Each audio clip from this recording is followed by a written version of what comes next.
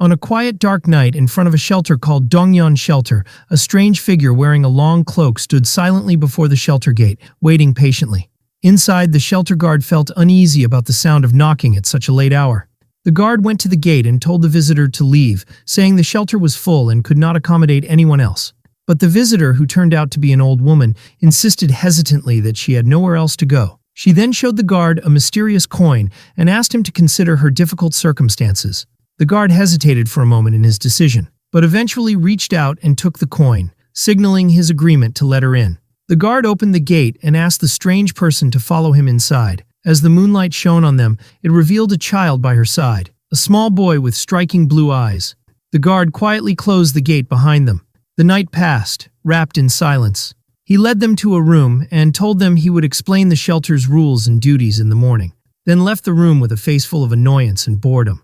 Meanwhile, the old woman thanked him warmly for his kindness toward them. The elderly woman then asked the boy to sit beside her, and gently reassured him, saying it must have been a hard day for him. The boy's face looked tired and anxious as he glanced at the old woman, telling her the day had been hard for her too. The old woman began to show visible concern about something unknown, and advised the boy to sleep and rest, assuring him that his family would come soon. The boy agreed to her request with a small, tired smile. Night fell upon the room as the boy lay in his bed, and the old woman sat beside him, clearly exhausted. She began coughing silently so as not to wake the boy, but was shocked to see her hand stained with blood. Her voice trembled as she whispered to the boy, wishing him happiness. Then she suddenly collapsed onto the bed without moving. At dawn, the boy woke up to a faint sound nearby, and he moved closer, quietly asking if the old woman, Helen, was asleep. But he was shocked to find his hand covered in blood, becoming panicked and terrified. He cried out in alarm, calling the old woman's name, Helen. In the early morning, a woman and a man stood at the door looking at the boy. They seemed disturbed by the incident, as the old woman's death in the shelter had caused a lot of trouble. They wondered what they should do with the boy, until the woman decided to place him with another girl named Pauline due to their similar hair color, making them look like a mother and son in a pitiful scene, while Pauline appeared sad and resigned to what was being said around her. The little boy sat silently and sadly on the bed when Pauline arrived, and the woman told her timing was perfect, as she asked her to take him with her for work starting today. The woman then left the room saying that the place wasn't a charity organization, and at least they would make some money now that the boy was placed with Pauline. It turned out that Dongyeon Shelter appeared on the surface to be a royal charity organization that cared for the homeless. But in reality, it exploited children for profit through something called responsibility fees. The place was described as wicked and vile. Pauline approached the boy shyly and gently introduced herself. She told him her name was Pauline and that he would be staying with her from now on. The boy didn't look at her and remained sitting in silence while she appeared sorrowful for him. Pauline spoke kindly, saying that she didn't know exactly what the boy had gone through, but she was sure of one thing. Pauline emphasized that he had to keep living, no matter what. She added gently that if he kept trying, a chance for happiness would come to him one day. She extended her hand to the boy and asked him to come with her, and he cautiously agreed. The boy took her hand, and from then on, he began begging in the streets in Pauline's care. Even though their mother and son relationship was only for the sake of begging, Pauline always took good care of him. She protected him from bullying by other children and threats from vagrants. Because Pauline was always by his side, he never felt alone. 5 years later, Pauline was sitting alone on a bench in the park. She heard a voice calling her name, and it sounded familiar to her. When she turned around, the boy Rowan appeared, smiling and waving at her happily. Now 8 years old. She asked him to sit beside her after his hard day of work, and he kindly replied that she had also worked hard. Suddenly, Rowan told Pauline he had heard the news of her leaving soon. Pauline explained that she would be working as a maid in the mansion of a nobleman. Rowan smiled and said he felt relieved, because he believed Pauline would succeed anywhere she went. Pauline laughed and hugged Rowan, telling him not to worry about her but to worry about himself, while he laughed and playfully complained that she was messing up his hair. After that, he thanked Pauline for the past 5 years she had spent with him. As Rowan began to feel deep sadness, he remembered how Pauline had protected him from the bullying of children and vagrants after Helen's death, when he felt he had lost everything. Then he began crying sadly, saying he should be happy that Pauline was going somewhere better, and that he should congratulate her with all his heart. But he was deeply moved and kept saying that everyone leaves him one by one, starting with his parents, then Helen, and now Pauline, all of them leaving him alone in the end. Pauline gently held his face to make him look directly at her. Pauline gently placed her hands on Rowan's face, assuring him that he wasn't alone, just because someone wasn't beside him right now. She calmly added that true loneliness only exists when a person's heart is empty. Pauline advised Rowan that if he kept holding on to those who had left and quietly looked within himself, he would realize how loved and precious he truly was to everyone, and that whenever he felt alone, he should close his eyes and feel his heart. As she gently assured him that she would always be by his side. On a dark night, Rowan stood alone, realizing that Pauline, who had always been there for him, had truly gone. Then he remembered Pauline's words and told himself he had been told to look into his heart when he didn't want to feel lonely. Rowan focused on his heart and began to feel the presence of the people he loved through the eyes of his heart. Mysterious and dazzling lights gradually surrounded him and began to appear before him. Rowan immersed himself in this unique experience, repeating to himself, "The eyes of the heart." He was deeply amazed by the stunning beauty he saw before him, even though his eyes were closed. With great joy, he realized he could feel and see everything, despite keeping his eyes shut. He began to recall the beloved people who had left him, his mother, father, Helen, and Pauline. He came to a deep understanding that he had never truly been alone at any point in time. Rowan thanked Pauline with love, tears gently rolling down his face. He vowed he would never forget her for the rest of his life. And after some time passed, on a bright morning, a call went out urging everyone to wake up and get ready for work. A full year had passed since Pauline's departure, and the children were getting ready to leave the building and begin their day. Rowan wondered how Pauline was doing, thinking she might still be adjusting to her new job, since he hadn't heard anything about her since then. Since Pauline's departure, Rowan had been working on his own like the other children.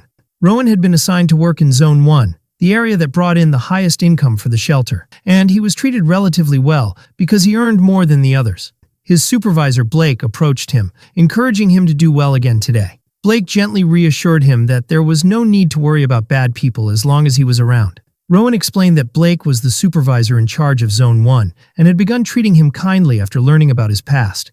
It was also Blake who helped Rowan understand that the clustered lights he had seen before were mana.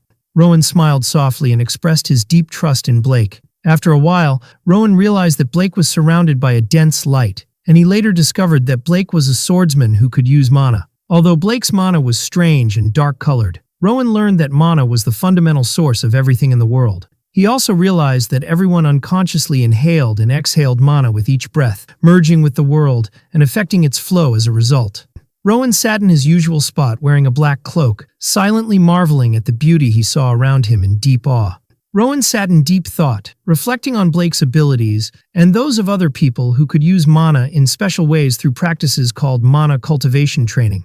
Coins dropped into Rowan's metal donation box as he collected contributions. Rowan smiled gently at the woman who donated, thanking her and telling her that her heart was as kind and beautiful as she was. The woman was surprised and showed great admiration for Rowan's kind words. Rowan decided that he needed to train himself to see both physical forms and mana at the same time. And indeed, he began to clearly see a blend of people's real shapes, along with the flowing colors of mana emanating from them. At first, it was difficult for him to focus on both forms, but he gradually began to get used to it. Rowan felt some dizziness as the two visions overlapped, then a familiar voice called out to him. It was Blake who had arrived, surprised by the amount of donations Rowan had collected in such a short time. Rowan responded with a beautiful smile, saying it was thanks to kind people. Blake gently warned him that there are people who don't like to see others succeed, so he should be more cautious. Rowan assured him that he understood the advice clearly. Before leaving, Blake asked Rowan to report immediately if he saw anyone suspicious, and Rowan agreed while watching him walk away. Rowan decided not to mention what he had seen to Blake, as he had already noticed something strange over the past few days. There were strangers with abnormally dense and radiant mana moving among the crowds. Rowan noticed that they had mana concentrated in their stomachs, just like Blake, and it was very brightly colored. These people would watch him from within the crowd and then suddenly vanish by leaping over buildings. Rowan didn't feel an immediate threat from them, but he decided to keep his ability to see mana a secret, fearing what might happen if someone found out. He thanked a passerby politely, wishing him a good day, when the man gave him a coin. Rowan realized his metal donation box was nearly full and that he would need to request a new one from the shelter. As he headed back suddenly, Rowan noticed a strange, fast movement around him. He quickly looked up and recognized from the color of the mana in the sky that it was the same mysterious people. Rowan realized with concern that they were clearly following him this time. He wondered with confusion about their purpose, since they hadn't been this bold before. He realized they were surrounding him, one behind him and another beside him. Rowan decided he had to try to get back to the shelter quickly somehow. The mysterious people began moving swiftly around him to trap him. Rowan began to jog quickly, wishing he could reach Blake to protect him. He ran at full speed, trying to escape from the people chasing him. Rowan felt deeply anxious, as he saw that they were getting dangerously close to him. Rowan ran in fear, thinking that at this rate they might catch him. Suddenly someone shouted his name loudly from behind. "Rowan!" It was Blake, running toward him at great speed to save him. Blake leapt high into the air with immense power, heading straight for Rowan. Rowan cried out in relief as Blake reached him. Blake grabbed him firmly and told him to hold on tight. Together they jumped upward, escaping their pursuers. Blake noticed masked individuals chasing them and decided to return quickly to the shelter. He warned Rowan not to drop the money box, otherwise there would be no food today. Blake looked at Rowan when he noticed he wasn't responding and asked with concern why he was suddenly so quiet. When they reached the shelter, Blake told Rowan to go in first. He explained there was a security issue, that the other children would also be returning, and asked Rowan to rest for now. Blake noticed Rowan seemed distracted, so he gently tapped his forehead, telling him to focus and pay attention. With a friendly smile, Blake told Rowan to calm down and head inside, assuring him the others wouldn't be able to reach this place. Rowan came to his senses and began walking inside. Once inside, Rowan stood alone for a moment at the shelter door, feeling tense and confused. Suddenly, he felt a strange sensation and thought to himself that he had seen it before. Rowan clearly understood how mana moved through the body during motion. He remembered how mana concentrated distinctly when someone directed their power to their arms and legs, and how mana would burst and disappear when jumping across rooftops.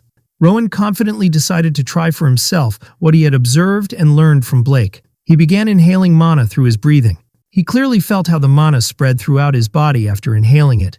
Rowan realized the importance of concentrating mana inside the body and using it when needed. He opened his eyes and felt complete clarity and calm, affirming to himself that he finally understood. With a calm smile, Rowan said he had almost learned how to use mana. He felt great excitement and a strong desire to quickly try out what he had learned. When he reached where everyone was gathered, he heard the other children wondering aloud what was happening around them after they had all suddenly returned to the shelter. The supervisor entered the room and asked the children to remain calm.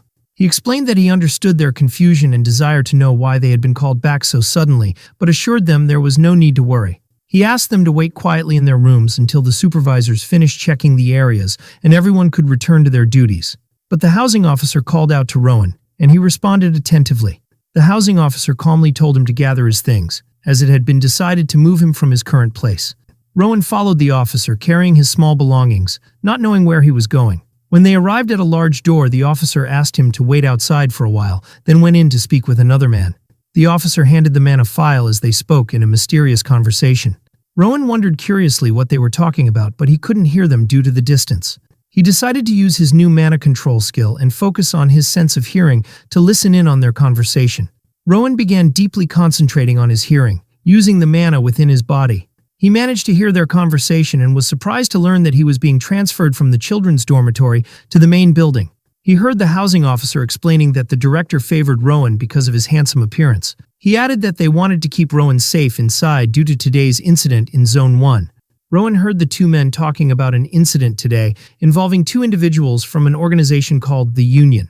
Rowan wondered what the Union was and who those two people were. He remembered the incident where masked people chased him and questioned whether they were the ones being referred to. The unfamiliar man noticed Rowan and asked him to follow him inside. Rowan walked behind the man silently, feeling anxious and nervous about what awaited him. The man led Rowan upstairs toward a large office and knocked on the door. Inside the office, an elegant woman sat behind her desk, looking toward them. The man asked Rowan to greet her and told him that this woman would be in charge of his affairs from now on. The man introduced Rowan to Amy, saying he was from the dorm wing, and noted that he couldn't read. He left Rowan with Amy, who began asking him about his age, and he replied that he would be turning 10 soon. Amy expressed surprise that he still couldn't read at his age, so Rowan explained that he had never been taught. She approached him gently and told him she would start teaching him to read beginning tomorrow, asking him to call her teacher, though he could call her big sister when they were alone. Amy added playfully that his face looked very cultured for a child from the dorm wing, to which Rowan replied hesitantly with a yes, not fully understanding what she meant. Rowan asked in confusion why he needed to learn to read, and Amy seemed surprised by his question. In a slightly louder voice, Amy expressed her amazement that he didn't know about reading sessions. She explained that reading sessions are gatherings where someone reads a book aloud to an audience. She added that sometimes new authors organize these sessions themselves. Likewise, nobles often form groups and regularly holds such sessions as a form of refined entertainment. She explained that it's a way of participating in the hobbies of the upper class. Rowan asked if they held such sessions at the shelter, and Amy replied that the shelter sponsors those kinds of events. She told him that if there was ever a truly lucky child, they would host a special reading session. Rowan asked curiously what a special reading was, as mentioned by the teacher.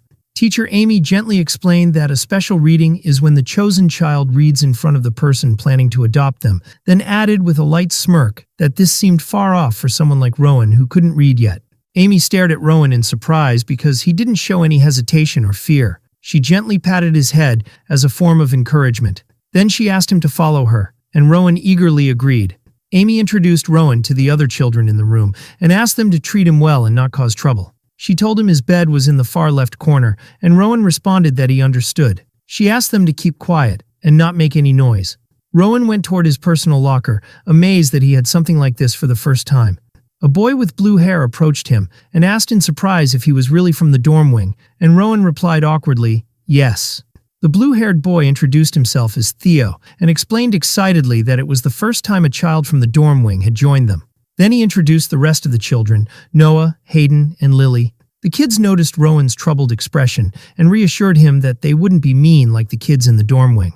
Theo told him that he no longer needed to beg, as the children in the main building go to the library and reception hall and help with the guests. He also told him that their room is managed by the library. Rowan felt amazed and joyful upon hearing about the existence of books, and the children warmly welcomed him. At night, Rowan lay in his bed reflecting on everything that had happened. He recalled an old memory with Pauline, when she told him that all knowledge could be found in books.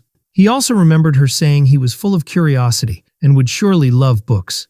Rowan admitted to himself his deep desire to read those books. At last, he felt that his wish had come true, and he wished Pauline could know about it. The next morning, Rowan finished reading a story that ended with, "And they lived happily ever after." When he finished the book, Amy called him over to check what he had read that day. She asked him to bring the books he had read, and Rowan obediently replied, yes. Amy reviewed the titles of the books Rowan had read, which were simple children's stories, but she suddenly paused with a strange expression, and Rowan noticed it. She asked him in a neutral tone to move on from children's books to the second section, and Rowan thanked her, wondering if he had imagined her odd expression. Rowan felt happy that he would now get to read books from the second section, and asked Amy if he could stay a bit longer to read. She agreed. Rowan excitedly realized that the second section contained adult books and expected to find interesting things. He wandered enthusiastically among the bookshelves, filled with joy and wonder at the variety and abundance. Suddenly his eyes stopped on a book titled The Union, which sparked his curiosity intensely. Rowan opened the book in front of him and began to examine a map, which showed that the place he lived in was small and isolated. He flipped through the book further and read that the region of Grafton was one of the emirates that had won a long war. As a result, the world had been reorganized into a system consisting of one kingdom and 6 self-governed emirates. The king then established an organization known as the Union, whose goal was to maintain security, peace, and prevent wars. Rowan was deeply moved and wondered if all Union members were truly good and virtuous, given that they had worked for over 200 years for the sake of peace. Rowan began to question why Blake had to flee, despite having good relations with the administrators, and whether begging was forbidden or seen as something bad. While reading, Rowan noticed that the relationship between the Union and the shelter was not good, and that the shelter was hiding a mysterious incident from the past. Rowan began to feel anxious, wondering what the shelter was keeping secret. He continued his daily tasks in the library, and mana now flowed easily around his hands. Rowan used mana smoothly while cleaning the library shelves and placing books back in their proper spots. He finally finished his work and sighed in relief after a lot of effort. Rowan noticed that although his mana control while moving was still not perfect, it had become much easier. He remembered how he used to train by simply sitting and breathing in mana calmly. But with the development of his abilities, he was now able to breathe mana even while moving, and even while reading books. Still, Rowan felt frustrated that the density of mana inside him hadn't increased and remained weak. But he decided he would keep trying, step by step, without rushing. The next day, all the children were gathered in preparation for choosing who would attend the reading session. The deputy director and Rowan's teacher, Amy, appeared, and the deputy began thinking about whom to select for today's session. Theo, Lily, and Noah were chosen. And Rowan was surprised when the deputy also called his name.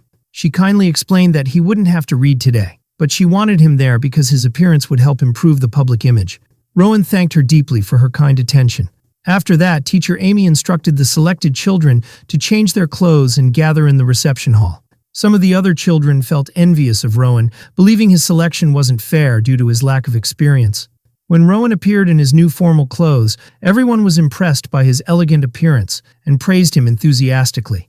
Rowan thanked Theo for his kindness and compliment, while Amy asked him to take his assigned seat. Everyone sat at the long table, waiting for the guests to arrive. When Amy heard a knock at the door, she announced the arrival of the guests and asked everyone to sit up straight in preparation to receive them. The guests entered the reception hall dressed in elegant clothing, while Rowan and the other children sat waiting for them.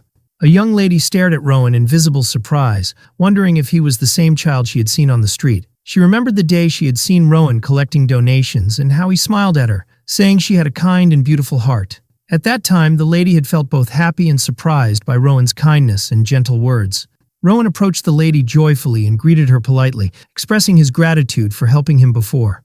The director asked the young lady, whose name was Lady Caroline, if she knew Rowan. Caroline confirmed that she had seen him before, begging at a street intersection. Caroline smiled in amazement at how much more handsome and elegant Rowan had become. The director explained that Rowan had learned to read and write thanks to their support. Caroline excitedly asked if Rowan could read today's story to everyone, even though the director clarified that Rowan was there just to observe. But Caroline insisted kindly, so the director said he could read just the final chapter as a trial. Rowan began reading the final chapter and delivered it in a way that amazed all the attendees.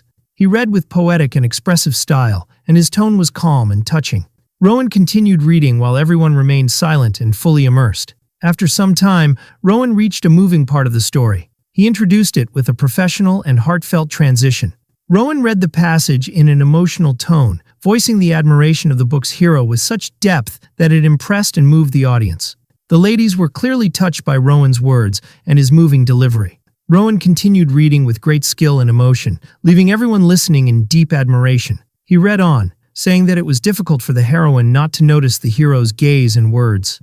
While reading, Rowan clearly noticed the reactions of the women around him. Soft sighs, quiet tears rolling down, the gentle sound of teeth biting lower lips, and even the different rhythms of heartbeats. Rowan finished reading as the entire room applauded him with admiration and excitement for his performance. Caroline praised Rowan with great joy, saying it was truly a wonderful moment and a beautifully delivered reading. Rowan thanked everyone with humble gratitude and explained that it was thanks to the director's support that he was able to perform so well, which led Caroline to eagerly ask if she could hear him read again tomorrow. Rowan promised that she could. The next day, during the second session, Rowan was working in the library again, thinking that in the end, the use of mana depended on his own body. While working, a strange book fell and immediately caught his attention. Rowan excitedly decided to search for another book that could help him learn more about mana. As he examined a book titled The Meaning of, Blake suddenly approached him from behind and finished the title aloud. The Meaning of the Castle? Rowan was surprised when Blake approached him and jokingly said he had startled him, even though Rowan had already sensed his presence through mana. Rowan asked him if something was wrong. Blake replied that he had come to see him after hearing about his success at the reading session, and expressed regret that he couldn't attend and hear it in person. Rowan asked if something had happened, and Blake explained that the reason for his absence was the return of the people who had previously chased Rowan, and that he had to deal with them. Rowan laughed and assured Blake that everything would be fine since it was Blake handling the situation, which made Blake laugh happily at Rowan's response. Then Blake told him that, unfortunately, he wouldn't be able to attend the next reading. Rowan remembered that the book he had read earlier mentioned that Blake could be evil, but he thought about how kindly Blake treated him, leaving him unsure whether he should see him as a good person.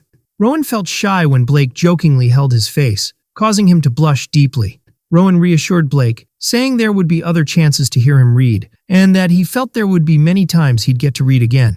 Rowan asked Blake to be careful, and Blake smiled and told him to keep working hard on his reading. Blake pointed to the book in Rowan's hands and advised him to read it whenever there were no reading sessions, then left the room, leaving Rowan alone in the library. Rowan stood, worried, thinking about what might happen between Blake and the Union, wondering what a fight between people who could control mana would look like. Rowan grew anxious and questioned whether he was strong enough to stand up against such people. He decided to try using the mana inside him and began breathing and focusing on it deeply. But suddenly, the book he was holding exploded. Its pages scattered across the floor, and it split in two. Rowan bent down sadly to gather the pages, expressing his regret over ruining the book that way. Shortly afterward, the deputy director called him to come in. Rowan entered the office, wondering why she had summoned him.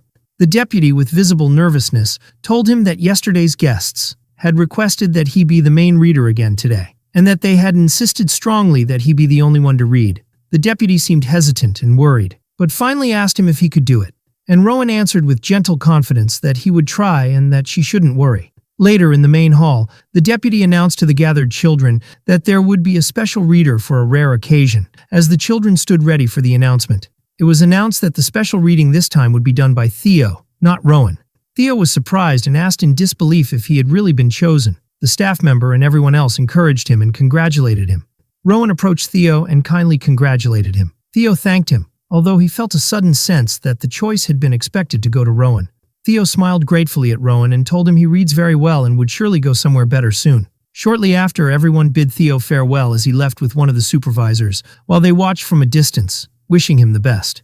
Rowan and the other children watched Theo from the window and said sadly that he was a good kid. Although they felt a bit disappointed at his departure, that feeling quickly faded. In the next reading session, Rowan appeared again, reading with a moving and emotional tone, which made everyone listen with deep focus. The deputy director told Rowan that today he would read twice, once in the morning and again in the afternoon. Rowan asked, surprised, if he really had to do it twice in one day. She gently replied that although it was difficult, everyone wanted to hear his reading. Rowan smiled politely and said he was happy that everyone liked his reading, then hesitated a little before speaking. He then kindly and jokingly asked if he could go outside for a bit between the readings, saying he felt emotionally drained. The deputy director smiled and agreed, but she clearly warned him not to go far and told him to stay within the building's courtyard, and Rowan assured her that he understood. Rowan went out to the back courtyard, enjoying the fresh air. He began to focus and breathe deeply, attempting to use mana in a special way. Rowan clearly imagined the energy pathways within his body and how they connected joints and muscles, based on what he had read in the books. He felt the mana flow inside him powerfully and continuously.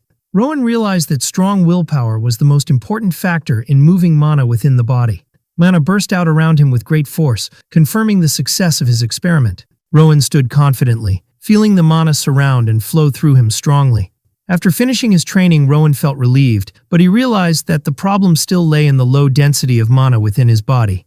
Rowan calmly decided not to rush, and to avoid developing any weaknesses in using mana like others had. He remembered the day when Blake carried him and brought him to the shelter with great difficulty. He also recalled how his pursuers from the Union had suffered from depleted energy during the chase, indicating a common weakness in stored mana usage. Rowan wondered whether using stored mana would be the right solution.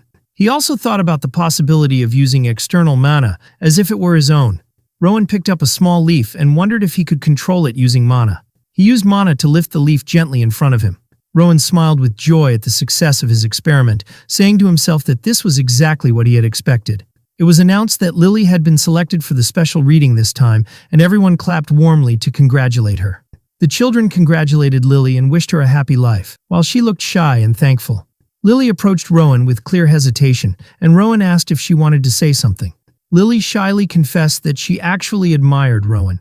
But some of the other children were surprised that Rowan wasn't chosen despite how exceptional he was. One child sarcastically commented that the administration would never let Rowan leave because he brings them too much money. Lily was affected by what she heard and looked saddened as she softly whispered Rowan's name.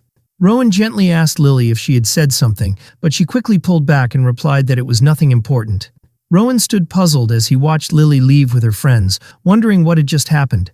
While he looked out the window, the children laughed and teased Lily, saying her face had turned red from embarrassment, while Rowan wondered whether, if he ever left the shelter, he might end up with a good family too. Rowan thought that if he ventured out into the outside world, he could read more books and discover new things that might help him improve his mana control. The next day, in the main building's courtyard, Rowan continued his mana control training. Rowan felt it was getting easier to control objects using mana, and affirmed to himself that he would improve even more with continued practice. Suddenly, Rowan felt something strange around him. He saw someone fall from the top of the shelter wall. Rowan was shocked to see that the injured person was the supervisor who had previously brought him to the main building. He noticed that the supervisor's mana was extremely weak and gradually fading. Rowan tried to approach him to check on him, but another staff member named Igor appeared and called out to the supervisor, rushing to help him. As the two men were leaving, Rowan overheard the supervisor angrily say that it was those bastards from the Union again. The other man turned to Rowan and told him to pretend he hadn't seen anything and ordered him to return inside immediately. Rowan felt that something was wrong and suspicious about the whole situation. Moments later, Amy came in and suddenly announced the cancellation of the afternoon special reading. The children were very confused by the sudden decision, but she firmly insisted that they return to their rooms at once. While everyone was still confused, the staff member called out to Rowan specifically. She approached him with a serious expression and quietly told him to get ready, adding firmly that he had a special reading. Rowan felt anxious as he prepared, and he remembered Amy and wondered about the strange look on her face. Amy seemed different from usual, which made him even more worried. Rowan became convinced that the sudden cancellation of the reading was related to the supervisor's incident, and he cautiously wondered whether the union had something to do with it. Rowan began walking through the shelter's hallways toward Teacher Amy, feeling certain that something strange was going on. He gently called out to Amy from behind and directly asked if they were going to meet the sponsor now, but he noticed that something unusual was happening inside the shelter. Amy snapped out of her daze and told him with confusion to follow her. As they walked, Rowan curiously asked if Lady Caroline was the one who requested to adopt him, but Amy seriously replied that it was someone else who made the request. They exited the building and headed toward a strange external structure, finally arriving at the annex, which appeared dark and mysterious. Rowan sensed a strange dark mana filling the place, which made him uneasy. At the door, they were greeted by Supervisor Igor, who welcomed Rowan and told them to enter quickly because they were in a hurry. Rowan noticed the odd expression on Amy's face, just before the door was closed behind them, leaving Amy outside. Inside the building, which was oddly dark and windowless, Rowan felt uncomfortable and decided to stay alert. Suddenly, Rowan heard the deputy director speaking with someone about the urgency of completing something before their departure, which heightened his anxiety. He noticed a large magical circle on the ground and was instructed to sit in a specific chair and begin reading. Rowan sat down, holding the book with a deep sense of tension.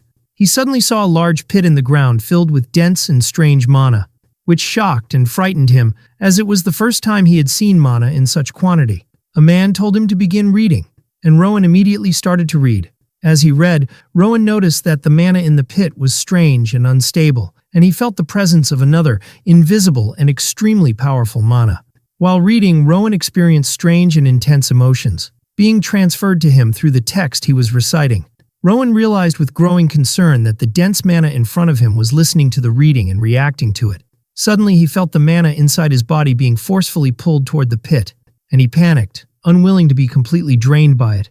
He decided he had to resist and stay focused until Union forces arrived to save him. He resolved to concentrate and try to absorb the mana flowing around him, and control it to protect himself and regain his balance. Rowan continued to focus intensely as he read, trying to fully control the flow of mana around him. Mana surged powerfully from his body, forming waves of energy that spread throughout the room. Despite the tension, Rowan succeeded in completely controlling the flow of mana, and told himself confidently that he had finally done it. He kept reading in a calm tone, trying to buy more time, his face showing a forced calmness. Rowan was fully aware that he needed to stall a bit longer, since he didn't sense any new mana approaching, meaning the Union hadn't yet reached the building. Outside the room, those present began to notice that the reading was taking longer than usual, and they expressed concern that the fruit should have ripened by now. Some of them decided to check the situation immediately. Meanwhile, Rowan sensed strange movement, and realized that the director of the shelter and his group had begun to move. Suddenly, Rowan noticed they were in the room with him. One of the directors burst into the room violently and blocked the door with a huge statue. After successfully sealing the door, he ran toward the basement of the building, cursing and shouting angrily. Rowan stood stunned by the noise and asked himself worriedly what was happening and why everyone was heading to the basement. He noticed that all those present had moved downstairs and cautiously wondered why they were going there. In the basement, a chaotic scene unfolded as a violent confrontation broke out. Supervisor Igor slapped one of the other staff members. He began yelling furiously, accusing them of doing something wrong and of trying to escape. The directors tried to defend themselves with unconvincing excuses as Rowan cautiously approached the area. Rowan was shocked to see a grotesque statue shaped like a tree made from real human bodies, which filled him with terror. He quickly realized that this was no ordinary tree, but a horrifying and twisted structure made up of imprisoned humans. As Rowan stepped closer, he was deeply shaken to recognize a familiar face among the preserved ones, the face of Mother Pauline. Rowan was stunned by what he saw and couldn't fully comprehend it yet. At that moment, Supervisor Igor shouted in rage, accusing the staff member of being a traitor. Then Blake's voice interrupted them. furious and accusing them of committing monstrous crimes and killing the other directors, to which Igor responded that the staff had tampered with something. Igor then pulled out a strange fruit and said the staff members had suddenly disappeared, and when he tracked them, he found this, explaining that the fruit had deteriorated badly. Then Igor pointed at Rowan and said he had brought him to produce more fruit before the union arrived, but things had spiraled out of control. At that moment, Blake prepared to confront the situation in anger, while Igor silently watched him, performing something mysterious and dangerous in front of the horrific human-shaped statue. Rowan remembered how he used to wonder why Blake, the swordsman, didn't carry a sword. Blake had once smiled and explained that he needed it for something else at the time. Now, Blake appeared holding a strange weapon stained with blood, which made Rowan anxious. As Igor approached Rowan, trying to restrain him forcefully, Blake was startled by a loud scream that made him turn in shock. Blake's face was bloodied and visibly distressed. Suddenly, a massive surge of power erupted from Rowan, who stood at the center of a vortex of dense blue mana. Blake was stunned by the scene and asked anxiously what was happening. Rowan stood confidently, surrounded by mana, and Blake realized in astonishment that Rowan had learned to use mana with great strength. Rowan turned toward the strange statue, leaving Blake in disbelief. He looked at the group of preserved human bodies in front of him and recognized Pauline among them, overcome with fear and sorrow. Rowan gently approached Pauline's face and touched it softly, his eyes filling with tears of grief. He placed his hand over Pauline's heart, trying to connect with the mana. A tremendous force burst from his body and pierced through the statue, causing mana to surge from him violently and shaking the entire structure. At that moment, terrifying memories that Rowan had never recalled before came flooding back, and he found himself surrounded by fire and falling corpses. He saw himself standing alone amidst the devastation, stunned and questioning what exactly had happened. Then he saw a different version of himself and, shocked, wondered if that person was actually his older self. Rowan tried to stop what was happening, saying that he needed more time. He felt something strange, a warm, familiar mana gently flowing into him. He began to clearly remember Pauline with tenderness and said he had forgotten those warm memories. Her words echoed in his mind, reminding him that true loneliness is when the heart is empty. He remembered her advice to close his eyes and look inside his heart to feel the love others have for him. Rowan felt that this mana was trying to remind him not to lose what is precious, and he realized that his memories and love for Pauline were eternal. While he was immersed in those warm emotions, Blake suddenly broke the moment, pointing his sword at Rowan and asking coldly, with sarcastic calm, if he was finished with his touching reunion. Blake stood in front of Rowan, saying that he had waited for him a long time, despite being short on time, and told him he wanted to take him along because he was smarter than he appeared. Blake explained that things had gotten complicated because of some fools, but even so, he still wanted to ask him one last thing. Blake asked Rowan if he wanted to come with him. Then he continued his threat, saying that if Rowan didn't accept, he would kill him quietly, though he admitted that killing him would be a huge waste. Rowan hesitantly asked where they would go. Blake simply replied that they were going to another farm where children were managed until they turned into trees, like the one Rowan had seen. He explained that they would learn how to manage and care for these children until they became trees. Then Blake told Rowan clearly that he would become a member of an organization called Ratil, and explained that this organization used dark magic to reshape the world, and they were devoted servants of its leader. Rowan asked Blake directly if he was the one who had created that horrifying tree. Blake sharply replied that he didn't have that kind of power, and that he merely observed and studied what the high priest had created. He then asked Rowan again, quickly this time, if he would come with him, because time was running out, but Rowan calmly said he didn't want to go. Blake immediately decided he had no choice but to kill Rowan, and raised his sword to strike. But in that moment, a tremendous force burst from Rowan, completely stopping the sword's movement, leaving Blake shocked that his blade wouldn't move. In disbelief, Rowan asked Blake if he was the one who killed Mother Pauline. Blake responded with mockery, asking if he wanted revenge for her. Rowan said firmly that in that case, he would not let Blake live. Blake didn't understand what was happening and was stunned by Rowan's sudden strength. Rowan struck Blake with a powerful mana-infused blow and told him coldly that he should have dodged it.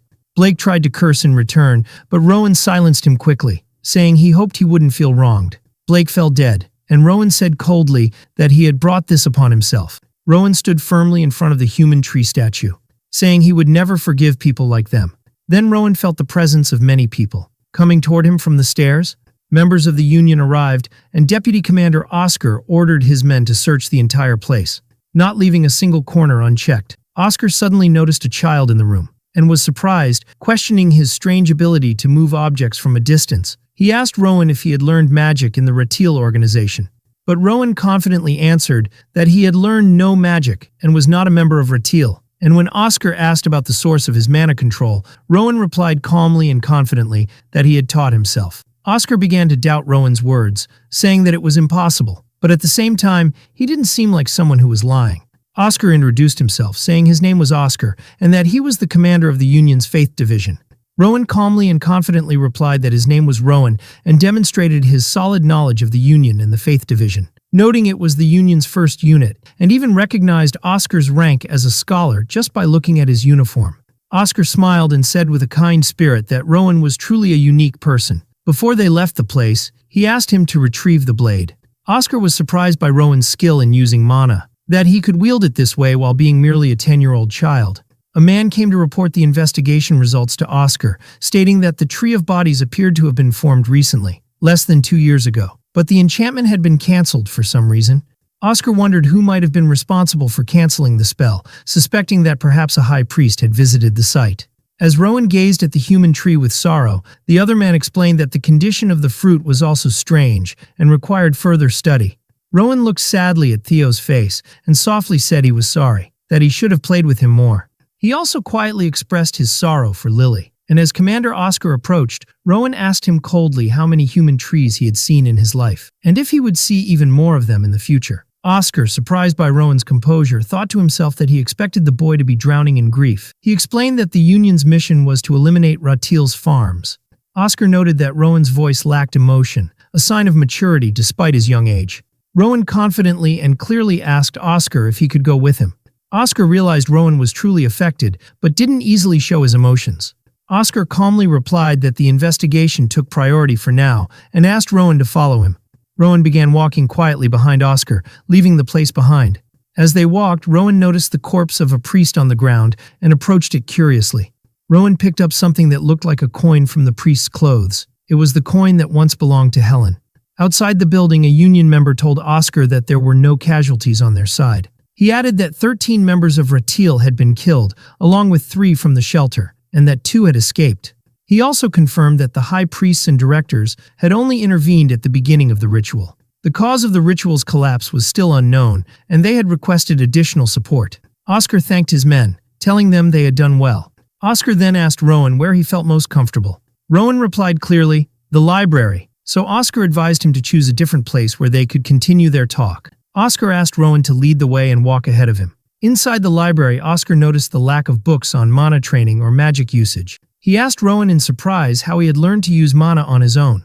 Rowan replied very simply, that he had discovered the method himself, which made Oscar even more surprised. Rowan confirmed proudly, saying, "Because I'm very smart." Oscar began the conversation by telling Rowan that he could see he was honest, that he didn't make up lies, and that he truly was intelligent.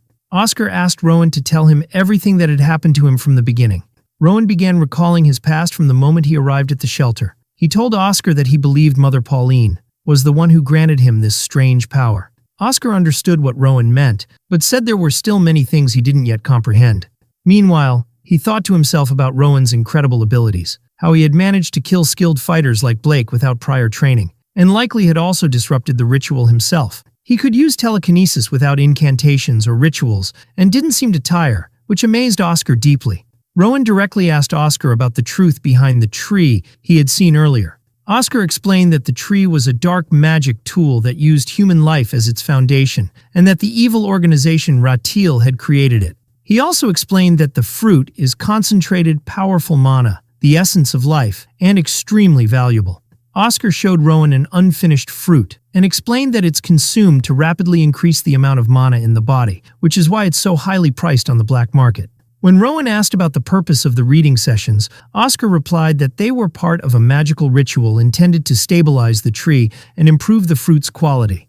Rowan remembered how the tree seemed to listen to him during the reading, as if it was fully engaged in what he was saying. Rowan commented sadly that this made sense, as they were once humans with hearts before they were turned into that tree. Oscar agreed with him, saying he was right and that the Union shared the same view. Rowan politely asked to continue asking questions, and Oscar allowed it. Rowan asked about the nature of telekinesis, and Oscar explained that it's a type of magic that uses mana to move objects at a distance, like he does with his sword. Rowan told Oscar he still didn't know much about magic, despite Oscar realizing that Rowan's telekinetic ability was already at a high level. Oscar asked Rowan again about his age, and Rowan replied that he would soon turn 10, though he was still only 9. Oscar cautiously asked why Rowan trusted the Union after being betrayed by people who were close to him. Rowan calmly answered that he didn't fully trust the Union, but he trusted his instincts, which told him that Oscar was a kind and radiant person. Oscar was surprised by Rowan describing him as a bright and pure person, and considered that trusting them for that reason was a little reckless. Rowan said he was good at reading people, but Oscar stated firmly that he couldn't make a quick decision about taking Rowan with them. Rowan tried to convince Oscar that he was skilled in using mana and telekinesis, but Oscar explained firmly that there were more important factors than just ability. Rowan felt disappointed and saddened by what Oscar said. Oscar noticed Rowan's sadness and tried to clarify his position, saying the issue wasn't with Rowan himself. He added that granting Rowan an exception wasn't easy, especially since he was still very young. Rowan asked Oscar in surprise whether age was more important than ability to him. Oscar admitted that Rowan's magical talent was exceptional, and that he had defeated both Edgar and Blake, but that this was a different matter. He explained that the Union makes many decisions, and those decisions are usually based on experience, which comes with age. Rowan asked Oscar seriously if he thought he lacked wisdom and experience because of his young age. Oscar replied that he hadn't said that exactly, but he'd only known Rowan for a few hours.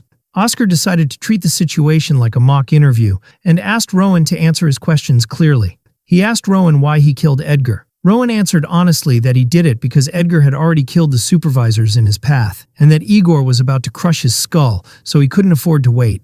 Oscar pointed out that Rowan had killed 2 people and asked if his emotions clouded his judgment or if it was driven by personal anger. Rowan responded clearly that he would never deny the crimes he committed out of emotion and was fully ready to face the consequences of his actions. He added that his anger and sadness actually helped him reach a more decisive and just decision. When Oscar asked what his decision was based on, Rowan firmly stated that Edgar had sacrificed the lives of many. He added that even if Edgar had repented, no one would forgive him for what he had done.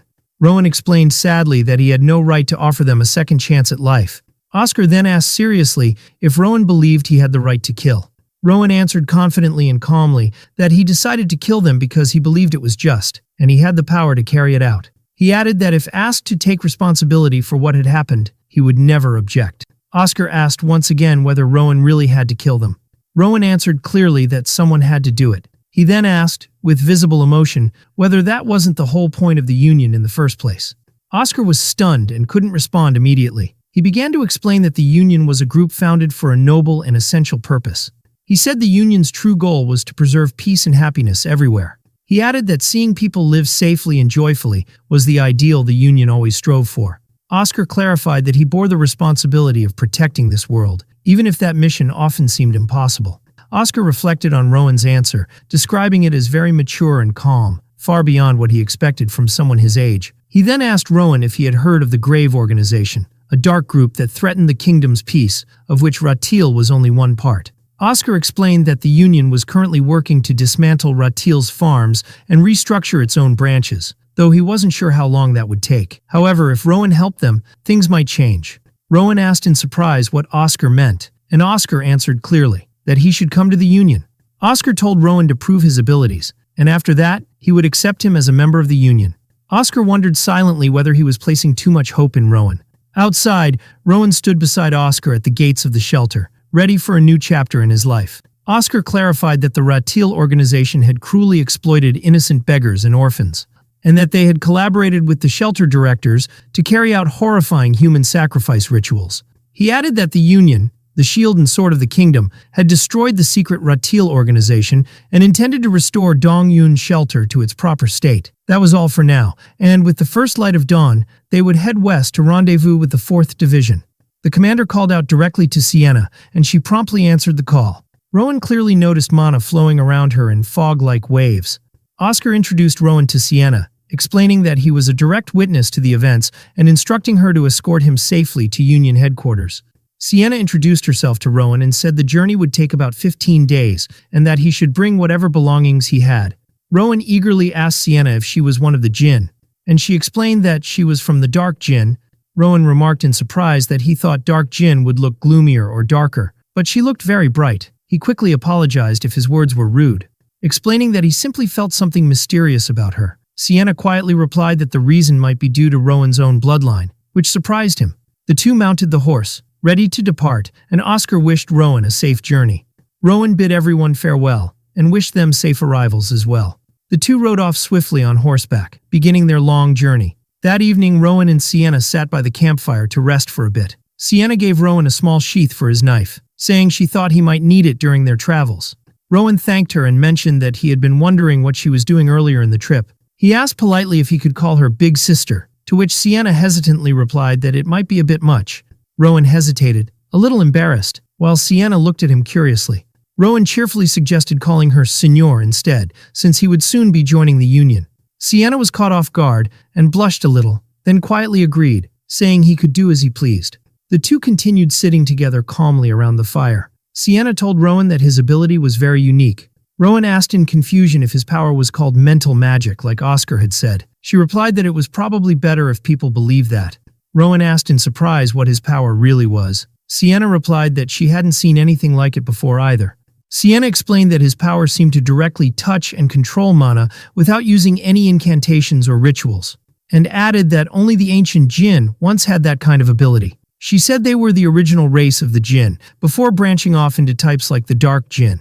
Then, looking at Rowan, she added that judging by the color of his eyes, his parents must have been truly extraordinary people. Rowan remembered his parents and wondered about who they were and what they had been like. The next morning, Rowan continued his journey with Sienna on horseback. Sienna called out to Rowan to come closer, while he seemed a bit distracted. She pointed to a distant location and told him that the Union headquarters was located there. The full view of the grand and beautifully organized Union City came into sight. Sienna explained to Rowan that the city was divided into a residential area and a commercial area. She added that the city brings together people from different regions and races. She said that the Union is the strongest fortress on the continent, not just because of its walls, but because it gathers the strongest individuals. That's why it's called the Sword and the Tome of the Continent. It protects the kingdom and its citizens from Grave and other organizations. Rowan showed understanding and interest in what Sienna was saying. Sienna announced that they had finally arrived. She told Rowan that this place would be his home from now on. They walked together into the Union headquarters. A Union officer welcomed Sienna and thanked her for her efforts.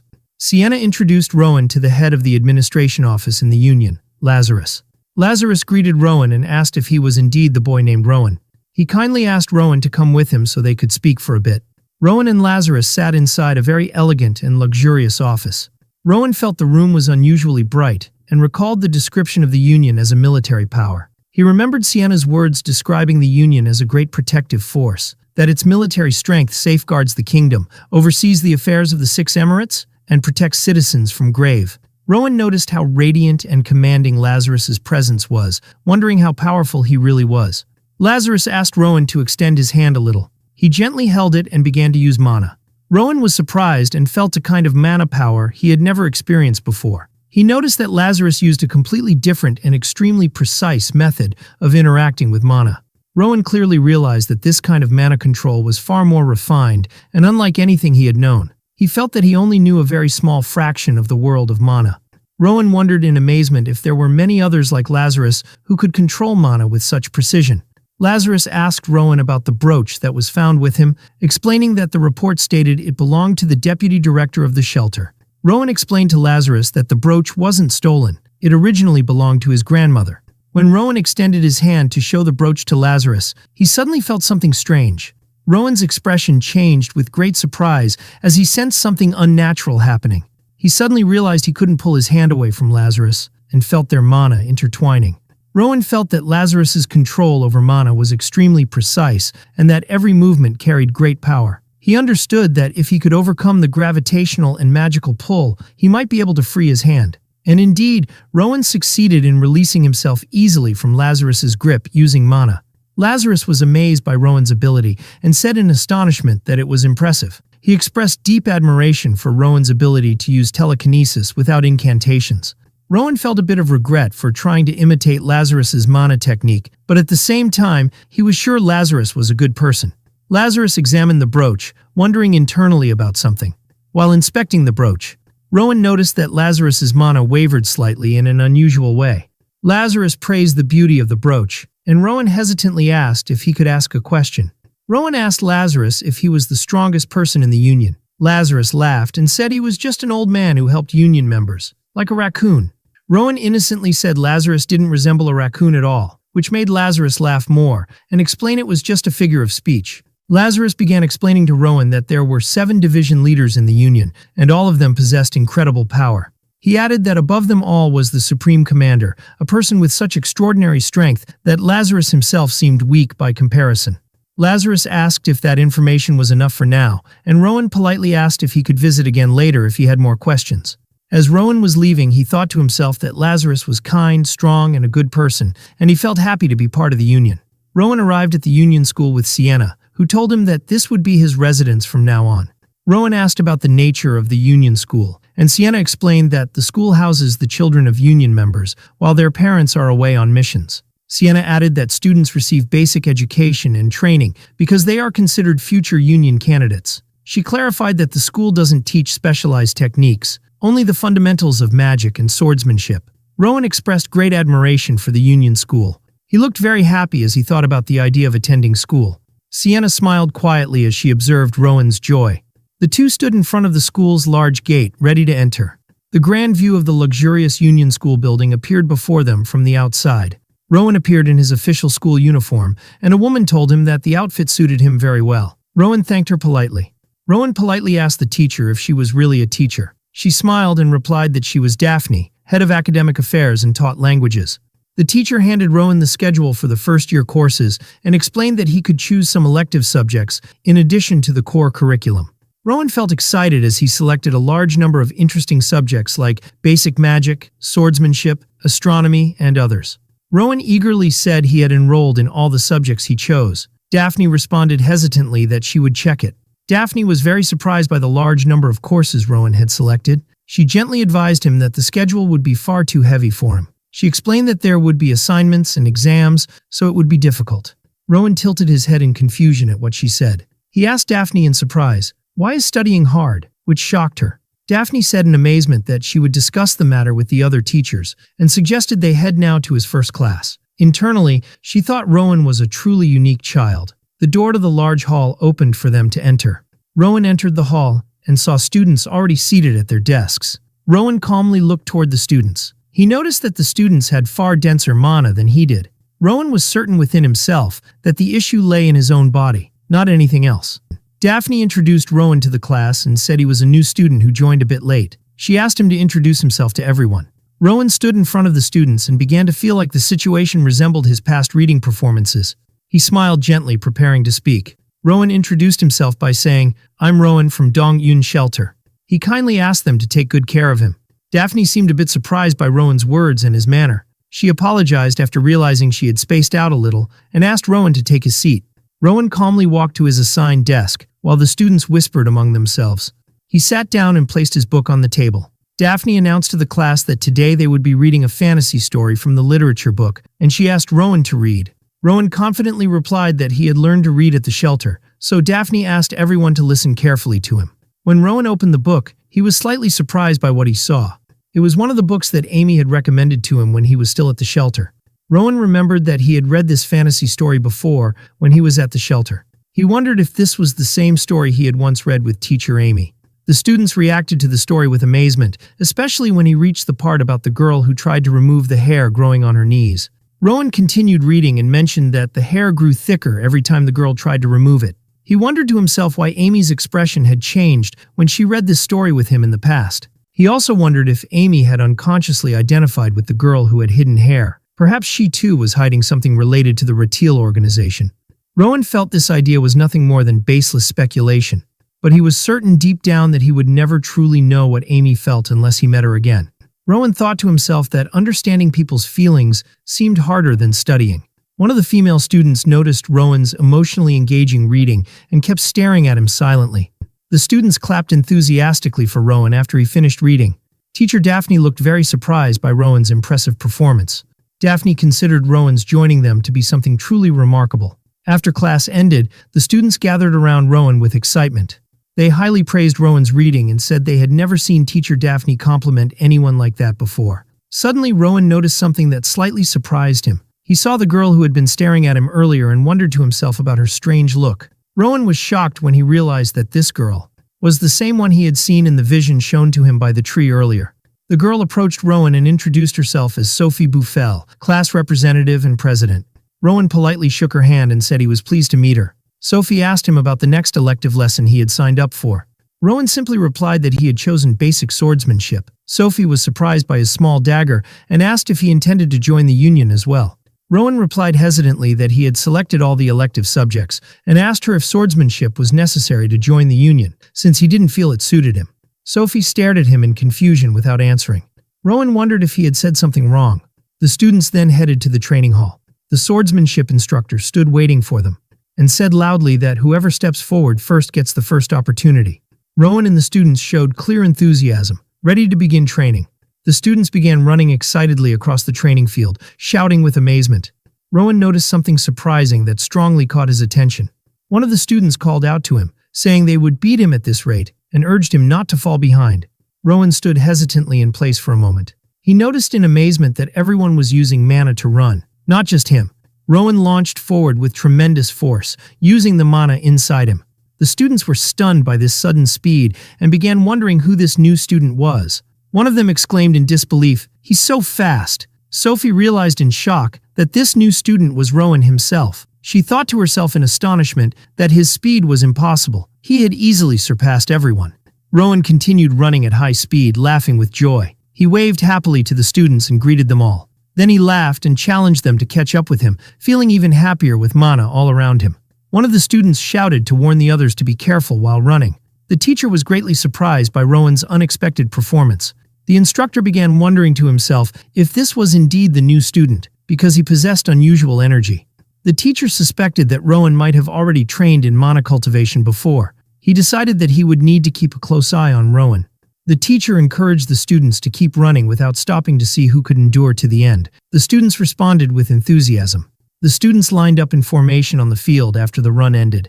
Rowan curiously wondered if running with mana was a daily activity at the school. Sophie looked at Rowan in awe and wondered silently if he was even human. She was astonished that Rowan had lapped them all once, even though they had done their best. She also noticed that Rowan didn't seem tired at all. Rowan smiled at Sophie and said it was so much fun. She replied hesitantly that she agreed, though she secretly thought he might be a ghost. The instructor approached Rowan and said he hoped he had rested well. He introduced himself. "I'm Diego Sanchez, and I'll be training you in basic swordsmanship," and expressed his excitement to teach Rowan, who politely said he looked forward to his guidance.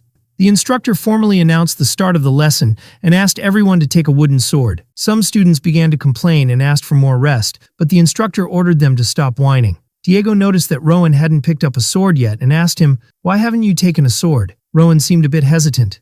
Rowan recalled the image of Blake attacking him with a cruel smile and a sword during their previous fight.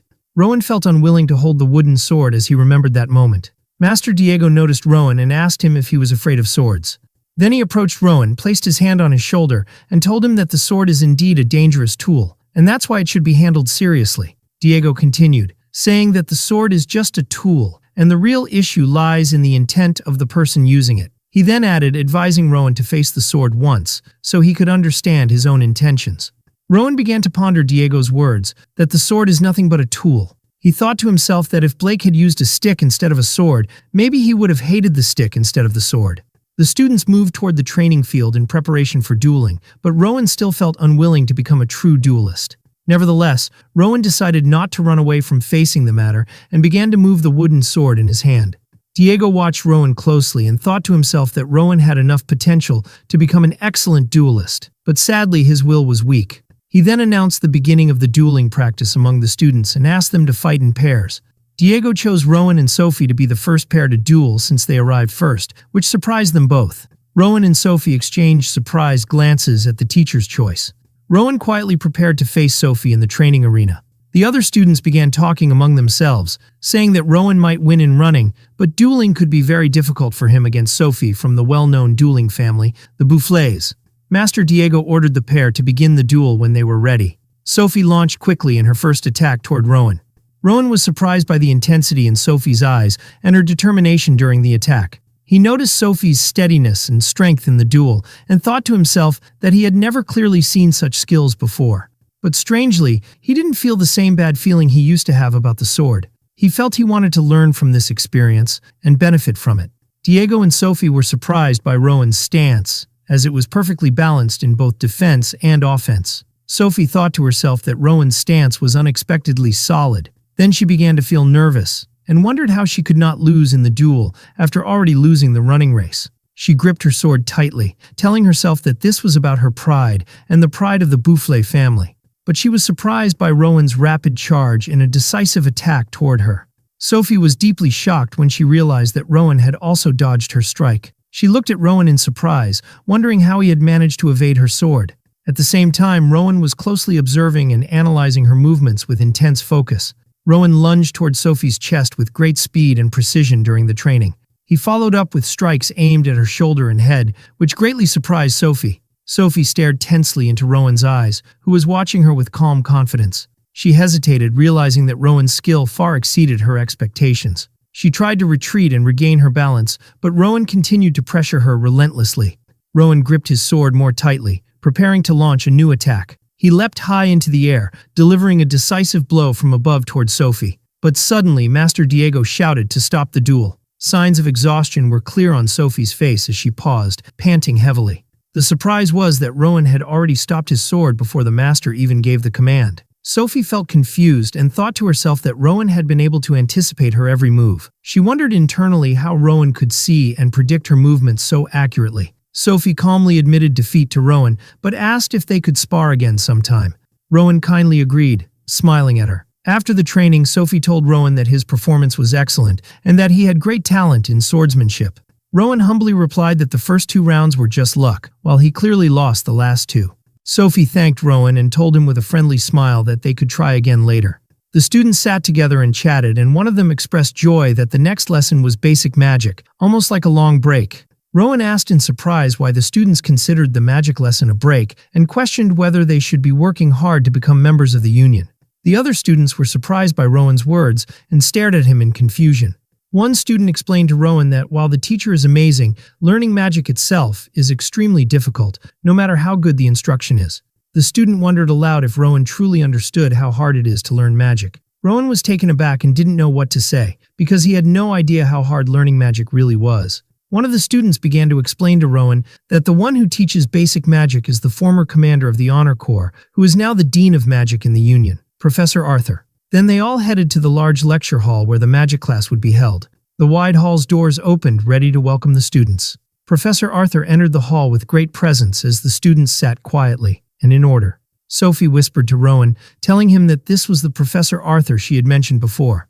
Rowan looked at Professor Arthur and remembered what the students had said about him, that he used to be the commander of the Honor Corps and was now the Dean of Magic. Rowan felt deeply amazed as he noticed the dense mana surrounding Professor Arthur, and he wondered to himself how powerful the strongest person in the Union must be. Professor Arthur asked about the new student, and then Rowan introduced himself to Professor Arthur, saying he joined the lessons today. The professor introduced himself, saying he was Arthur and that he teaches magic. He calmly remarked that some of the students present might be feeling bored because they're attending the class merely as observers. Rowan responded confidently that he wanted to become a magician and join the union. Arthur laughed, impressed by Rowan's exceptional spirit. Then he warned him that the path to learning magic is much longer than the path of swordsmanship. Rowan remembered what his classmates had said when they were surprised to learn that he wanted to study magic instead of sword fighting. Rowan asked Arthur why the path of learning magic was so long, but Arthur asked Sophie to answer the question. Sophie explained that magic requires a vast amount of knowledge, puts a heavy burden on both mind and body, and even with great talent, a magician needs at least 10 years to become a first-level magician. Arthur confirmed Sophie's explanation, emphasizing that joining the union directly after graduation through magic is extremely difficult. Rowan reflected on that and thought to himself that a first-level magician couldn't become a full member right away, but only a temporary one. Arthur clarified that one must reach at least the second level to become an actual member. Rowan thought to himself that he needed to reach the third level of magic before graduation to be safe. Arthur asked Rowan if he knew what the third level of magic meant, and Rowan honestly replied that he didn't know much about magic. Arthur smiled and said he would explain everything in the current lesson.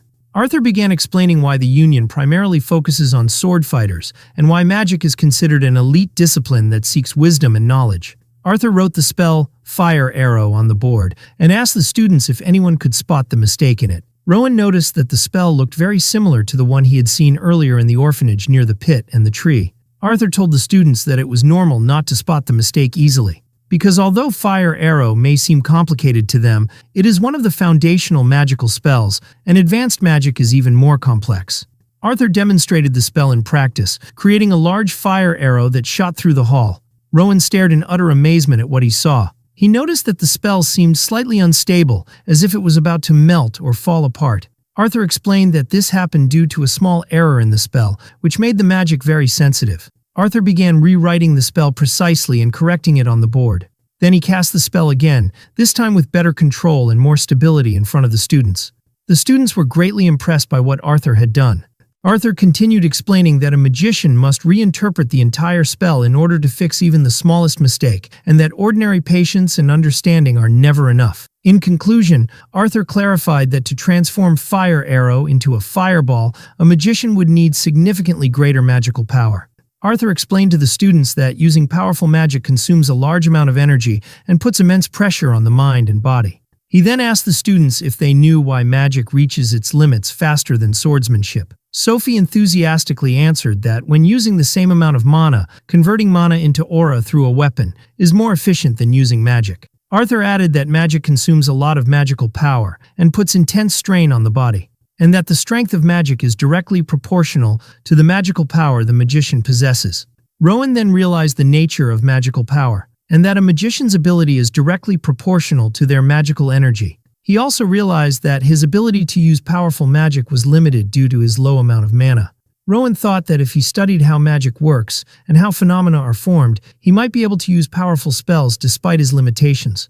Arthur then asked Rowan what he thought was necessary to cast a spell like Fireball. Rowan hesitantly answered that it required the spell written on the board. Arthur confirmed Rowan's answer, but explained that it's impractical to use a long spell every time, which is why spells are drawn in special forms, most commonly as magical circles.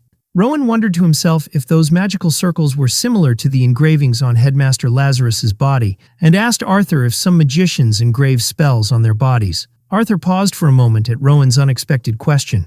Then Arthur explained that magical circles are like symbols. If spells are equations, then circles are symbols that make them easier to use. Rowan wondered whether spoken spells were actually transformations of the language of spells. Arthur asked him why he thought that. Rowan calmly answered that the spell on the board looked like a design for casting Fireball. So if the magical circles are symbols, then the spoken language they use to cast magic must be a language too. Arthur was astonished by Rowan's answer because he was thinking about concepts that only advanced magicians usually consider, despite his young age. Arthur praised Rowan for his excellent answer and explained that the precise arrangement of exact words is the core of spells. Arthur said that there is great power in speaking a single word using mana, which is called the true name, or the command word. Arthur demonstrated to the students the power of a command word by casting a very powerful fire spell. He explained that a spell doesn't rely solely on choosing the right words, but also on factors like tone, speed, and emotional state. Rowan remembered his previous readings and thought that he had never delivered a truly impactful reading easily before. At the end of the lesson, Arthur asked Rowan if he was still determined to study magic despite all the difficulties, and Rowan enthusiastically replied that his interest had only grown stronger. Arthur then told the students that in the next lesson they would begin studying the ancient language and asked them to think carefully about its properties. At the end of the school day, the quiet hallway was lit by lamps as evening settled in. Sophie complained to Rowan about the endless homework and blamed herself for signing up for so many classes. She was surprised by Rowan, who had chosen an extremely packed schedule every day, with only lunch as his single break. But Rowan replied that studying was more enjoyable for him. Sophie jokingly responded that he was a little annoying, and then asked him where his room was. Rowan pointed it out, saying it was the second one at the end of the first floor. After Rowan pointed it out, Sophie told him that his roommate was Lucas, which made Rowan wonder who Lucas was. Sophie said goodbye to Rowan, telling him she was heading off now, and Rowan replied by wishing her a good night. At night, Rowan sat in his room studying and writing with intense focus. He thought deeply about the magical texts he was analyzing and realized that he could create his own spells. Rowan wondered if he could craft magic that was uniquely suited to him. Indeed, Rowan managed to successfully create a small magical spell and happily told himself that he had done it. As he tried to reshape the spell again, he reflected on how effective his new method had been. He realized that deconstructing and reconstructing the spell would make it more powerful and efficient. Suddenly, Rowan lost control of the spell and collapsed unconscious in his room. Later that night, someone entered the room. They wondered what had happened as they saw Rowan passed out from fatigue and exhaustion. Then a student with red hair appeared, questioning why Rowan was sleeping like that. And on the following day, in the large, quiet school building under a bright sky, Rowan heard a familiar voice that seemed to belong to Sienna, saying that what happened was exhausting for a young child, expressing her concern. Rowan was puzzled by the conversation, wondering if Sienna was talking about him, what administrative mistake she was referring to, and who she was speaking with. The voice continued, noting that there were clear potential signs that had motivated her to continue the training despite her doubts. Rowan suddenly woke up, wondering where he was. Lucas approached Rowan with concern, asking if he was awake and if he was okay. Rowan replied in confusion, still feeling drowsy. Lucas unexpectedly hugged Rowan, saying he had been very worried when he saw him unconscious. Lucas introduced himself as Lucas von Passau, his roommate and classmate. Lucas told Rowan that he was shocked to find him passed out after training and that he'd be in big trouble if his father found out. Lucas reassured Rowan that it was nothing serious and that he would feel better after some rest. Rowan wondered why Lucas was so concerned about him. Lucas told him that it was his father who had asked him to look after Rowan, which surprised Rowan. Lucas revealed that his father was Oscar, the deputy commander of the Faith Division in the Union. Rowan was astonished when he realized Lucas was Oscar's son. Lucas jokingly asked Rowan to tell his father that he had taken good care of him all night. Rowan thought that Lucas was right. His mana did seem incredibly pure, just like his father's. Lucas laughed and explained that, although the other students thought he was older, he was actually only 12 years old. Rowan asked Lucas if he had started school late, but Lucas replied that he had failed twice due to lack of attendance. Lucas added that he preferred to stay away from studying as much as possible, and then asked Rowan what had caused him to faint, pointing to the mess in the room and signs of magical use. But Rowan could only remember seeing a fireball and nothing else. Lucas expressed regret that they couldn't train together in swordsmanship if Rowan were interested in it. Rowan wondered if Lucas was also into swordsmanship. After all, his father was the deputy commander of the Faith Corps. Rowan noticed that Lucas had very strong mana and a much more powerful physique compared to the other students. He was tall and muscular. Rowan wondered to himself how much effort Lucas had put in to reach that level of strength. Rowan decided he had to try his best as well, even though he realized he was late for class, which made Lucas surprised that someone who had fainted wanted to go to school. Lucas jokingly advised him not to go while still dizzy from fainting and to just rest for now. But if Rowan was really determined to leave, Lucas playfully suggested they go out for some fresh air and eat something tasty instead of going to class. Rowan silently agreed, thinking that this might be the reason Lucas kept failing his studies. And in a final scene, the lively city square appeared under the bright sky, marking the beginning of a new day. Lucas urged Rowan to eat more, expressing concern that he might faint again. Suddenly, Rowan noticed a strong flow of mana coming from a nearby shop. Rowan asked Lucas to go to the place that had caught his attention, and Lucas told him that it was a magic shop. Lucas immediately agreed and suggested they go in together if Rowan was curious. They entered the magic shop, which had a calm and mysterious atmosphere. Both of them were amazed by the variety of magical items in the place. Rowan noticed that every item in the shop was saturated with a large amount of mana. While observing, Rowan suddenly remembered that he had no money. A look of disappointment appeared on his face, and he wished he had the money from his previous job at the orphanage. Lucas, puzzled, asked Rowan why he looked suddenly so down. Rowan told Lucas that he didn't have any money to buy anything. Lucas assured him that he could help him buy what he wanted since his father had asked him to take care of him, and that includes helping him too. Lucas's words clearly excited Rowan, and he eagerly asked if he could buy everything in the shop. Lucas showed the few coins he had in his hand. Lucas gently suggested that Rowan choose just one item, as he hadn't planned to spend much. Rowan began wandering around the shop, thinking to himself about what he should buy, while Lucas continued counting the coins with him. Rowan decided he needed to find something suitable that Lucas could afford for him. He approached a shelf full of various magical objects. He noticed a mysterious stone filled with turbulent mana, which caught his attention. Rowan picked up the stone and wondered why it was so cheap despite the strength of the mana inside it. The shopkeeper approached Rowan, telling him that he had picked the Gochia stone. The shopkeeper remarked that he had forgotten he had a similar stone at home as well. Rowan asked the shopkeeper about the uses of this stone, and he replied that it was just a decorative piece, and that the egg inside would never hatch. When Rowan asked what was inside the egg, the shopkeeper replied that he wasn't sure. The shopkeeper explained that the stone was sealed with unique magic and that he had obtained it a long time ago, and it hadn't changed since. Rowan asked the shopkeeper if the item was considered a magical tool, and the shopkeeper confirmed that it was. Rowan asked again if breaking the seal would awaken something, and the shopkeeper said that theoretically yes, but practically, probably not. Rowan stared at the stone in his hand, thinking about the possibility that it might contain unique magic. He noticed the complexity of the magical circle drawn on the stone and thought that the magic inside might be even stronger than the fireball spell. He turned to Lucas and asked him what he thought. Lucas decided to take the mysterious stone, saying it looked better than a book and that he could use it to throw things or hit with it.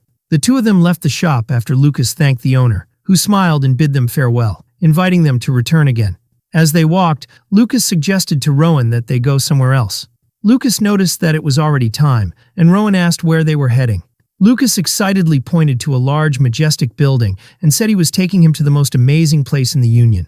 Rowan was stunned by the beauty of the place, and Lucas proudly said that the view was breathtaking. Rowan asked if that building was the heart of the Union, and Lucas explained that the clock tower was indeed the heart of the Union and the seat of the Guildmaster and the Supreme Commander. Rowan asked Lucas if he had ever seen the Supreme Commander in person. Lucas replied that he had seen the former commander when he was young, accompanying his father, and he was wearing a magnificent white suit. Lucas described the commander as being like an elegant swan among black crows, and Rowan silently wondered about that comparison. Rowan felt a mix of anxiety and curiosity, as he had only known about the ranks of power from books until now. He remembered that Union commanders of the 7th rank, like Oscar, are experts capable of protecting an entire city, and the one who leads such commanders possesses the strength to subdue an entire nation. The Supreme Commander of the Union is considered the most powerful being on the continent, and stands on equal footing with the king. Rowan thought that such leaders had become massive and distant figures in his eyes, but deep down he believed that one day he would reach that level. Later on, the two stood together under the night sky, gazing at the clock tower from afar. Rowan curiously wondered about the meaning of the red arrow pointing to a specific place on the clock. Then he asked Lucas how to read that clock. Lucas hesitated for a moment before explaining the method to Rowan. He then explained that the letters on the outer ring indicated the year in an ancient language, but he was surprised when Rowan asked if that meant they were in the year 262. Lucas confirmed that the current year in the kingdom was indeed 262, as shown on the clock. Rowan completed his deduction by saying that the other side of the clock must indicate the date and month, and today was the 14th of June. Lucas was amazed by Rowan's ability to read these complex symbols and asked how he knew that. Rowan suddenly remembered that he had seen this clock in the vision shown to him by the tree earlier. Rowan realized with fear that the time indicated on the clock in his vision was 10 years from now, on the 14th of June. Rowan stood anxiously, thinking that this vision was about a future 10 years ahead, in the school building under the calm night sky. Lucas suggested that Rowan get some good rest after exhausting himself from overthinking. Lucas told Rowan that he was going to train, as he didn't want his body to become sluggish. Rowan sat alone in his room wishing Lucas well. He remembered the vision the tree had shown him and told himself he couldn't ignore it. He believed that what he saw wasn't just an illusion, but possibly a true prophetic dream. Rowan thought, while holding the stone he had bought, about how he could change the future. He decided to try and gather as much information as possible from the visions he had seen. Rowan recalled the clock tower that had appeared in his vision and said that if he arranged the events chronologically, he would be able to see the logical sequence of most events. Rowan began organizing the memories and visions in his mind in chronological order. The first scene he chose was the moment the fleeing person died. Rowan remembered that the ceiling collapse came right after that moment. He tried to organize the sequence of events and understand them more clearly, and as Rowan reviewed the vision the tree had shown him once again, he realized that these scenes might truly be from the future. He stopped at the image of the clock tower, realizing that it was indeed a scene from the future. Rowan stared deeply into the vision, trying to understand its meaning, but suddenly, images of his friends, Sophie, Lucas, and even teacher Sienna, lying on the ground appeared before him. Rowan felt intense anger and anxiety upon seeing these painful images. He firmly decided that he needed to find out what rank he had reached in the future, and among the many images, he noticed only one that showed his own face. He stared at it silently, trying to process what he was seeing. Rowan felt a sense of relief when he found the image he had been searching for. He noticed that he couldn't see the rank insignia clearly from this angle. Rowan decided to try adjusting the viewing angle to get a clearer look at the insignia. The vision actually began to shift as he tried to adjust the viewing angle. Rowan finally succeeded in changing the perspective and said to himself, "Good." He stood firmly, confident that he would now be able to see what he wanted clearly. Then he wondered in confusion and fear about this strange place. He seemed to be standing in a place that was burning. Rowan froze in shock in front of the person who appeared in his vision. He stared at the man's features in utter disbelief. A deep fear gripped him as he realized a horrifying truth. He would die in 10 years. In the vision, Rowan saw the entire city burning in front of the clock tower. He then suddenly woke up, disturbed and confused by the terrifying vision. Rowan sat silently on his bed, deeply anxious and lost in thought. He wondered if the vision was a warning sent by the tree. He remembered earlier words that said the fall of the Union would lead to the end of the kingdom and the entire continent. He also knew that the tree was the result of dark magic that extracted mana from humans, and that the people who had turned into water were trapped between life and death. Rowan realized that another person was present in the vision, and perhaps their will had intertwined with his, causing him to become involved as well. He then stood up hesitantly, saying that he couldn't be sure whether this vision would actually come true. He realized that if he wanted to change the future, he had to create a reality different from the one he saw. Rowan opened a book and decided to start the change with himself first. He told himself that he didn't know what rank he would reach in the future, and it didn't matter much to him. Rowan thought that maybe he would never become a union member at all, or maybe he would join the administrative office and wear the red suit, or perhaps he would wear the white suit someday. The next morning, Lucas called out to Rowan from outside the room. He told Rowan that teacher Daphne had asked for him to stop by the teacher's office first. Lucas said he didn't know the reason for the summons. Rowan reminded him that he too had just returned to school after a long absence, but Lucas said he hadn't heard anything from the teacher about himself, then walked off, saying he'd see him in class. Rowan wondered anxiously why teacher Daphne had summoned him. In the teacher's office, Daphne asked Rowan if he was feeling better, expressing concern about how pale he looked. Rowan replied that he was feeling much better and thanked her for her concern. Daphne told him not to push himself and explained that he could cancel any elective subject if he wanted. Rowan smiled gently, saying he was happy with all the subjects he had chosen and was looking forward to the ones he hadn't even started yet, which made Daphne feel a little guilty about the heavy schedule. He reassured her with a bright smile, assuring her that he was fine and would take good care of himself. Daphne kindly told him that he could come to her any time if he needed advice. Rowan left the teacher's office and headed to class. He told himself that he needed to take as many classes as possible, because for him, training was like breathing. He opened the classroom door, wondering what awaited him inside. The students warmly welcomed Rowan with great excitement as he entered the classroom. One of the girls approached Rowan and told him she had been very worried when she heard he had fainted, but he replied that he was fine now. Rowan thought to himself that if his friends grew stronger along with him, they might be able to survive in the future. The students expressed their happiness that they could now all study together from this point on. Rowan asked the students to help him with something. He began listing the names of some students who didn't attend the basic swordsmanship class. Then he continued by naming other students who didn't attend the basic magic class. One girl was surprised that Rowan had memorized the names of all the students in just one day. Another girl asked in confusion why he was suddenly so interested in these subjects. Rowan smiled kindly and said that he hoped the students who didn't attend these classes would join him in the lessons. The students got excited about Rowan's idea and expressed their willingness to try. One of them hesitated slightly, expressing concern specifically about the magic class. Rowan said he completely understood his hesitation, but suggested that they look at it from a different perspective. Then Rowan explained that it would be easier if he showed them himself what he meant.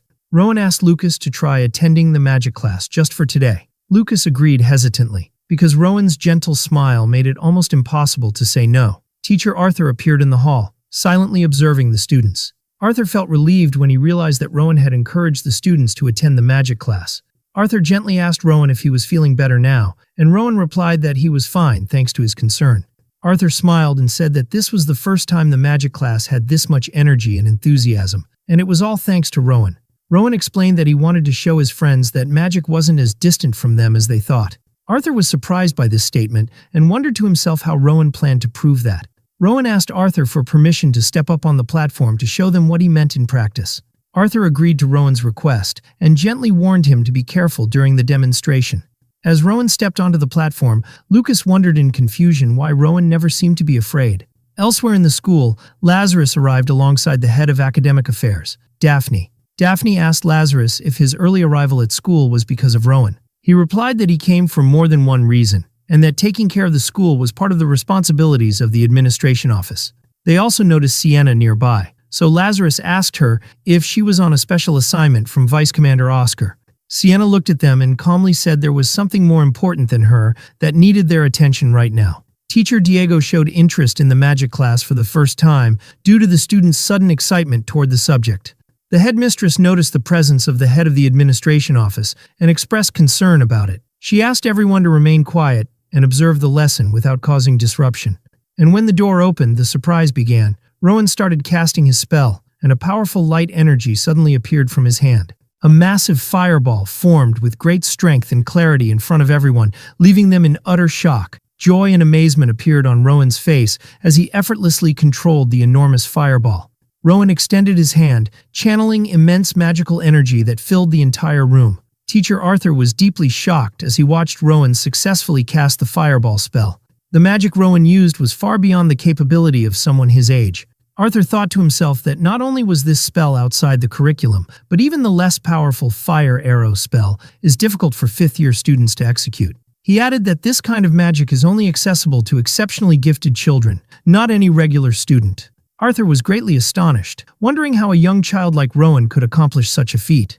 He watched in awe as Rowan stood firmly before the fireball. The head of the administration office said he had never seen a fireball with such purity of energy, calling it something akin to ancient celestial magic. Diego pointed out that the fireball's density was incredibly stable, and Lazarus added that it was not just stable, but beyond natural expectations. He emphasized that it is usually impossible to use such magic at Rowan's age, even though it technically falls under the category of simple magic. He added that fixing a fireball in one place and controlling its heat and size is truly astonishing. He also said that what Rowan was using wasn't just an ordinary fireball, it was a different type of magic. Sienna added that she had sensed something unique about his mana from the very first time she saw him. The teachers all wondered how Rowan could possess such immense power despite growing up in an orphanage. Sienna felt anxious as she watched Rowan continue to use such powerful magic. She asked the headmistress if it was okay for Rowan to exert himself like this after previously fainting. The headmistress replied cautiously that she wasn't authorized to intervene directly, but she believed the teachers should prevent him from exhausting himself. Rowan continued focusing hard on the magic, despite the clear strain on his face. He realized that what mattered most was maintaining steady mana flow, not just the size of the fireball. Rowan added that the fireball must not waver due to a loss of mana control. Suddenly, Rowan became aware of something else as he continued using the magic. He noticed that the barrier created by Teacher Arthur was incredibly impressive. Rowan thought the barrier resembled the pit he had seen at the orphanage, though different in nature and purpose. He wondered what would happen if the fireball collided with that barrier. Finally, Rowan asked Teacher Arthur about the name of the spell he used to create the barrier, expressing his deep admiration. Teacher Arthur was astonished by Rowan's ability to maintain focus while asking questions, despite the difficulty of controlling magic. Arthur began activating his own spell, Blue Flame Barrier, in response to Rowan's question. He released the barrier, which began absorbing and containing the massive fireball Rowan had created. Rowan was surprised to see the fireball being absorbed into the barrier without any explosion or damage. The fireball peacefully dissipated into the air after being fully contained within Arthur's barrier. The students' faces were filled with awe and disbelief as they watched what had just happened. Arthur thought to himself in confusion that he couldn't decide whether to scold Rowan for his boldness or praise him for his creativity. Lazarus, the head of the administration office, walked up to Rowan clapping and said he had done well. Lazarus explained to everyone that the magic the students had witnessed was Teacher Arthur's signature spell, known as the Blue Flame Barrier.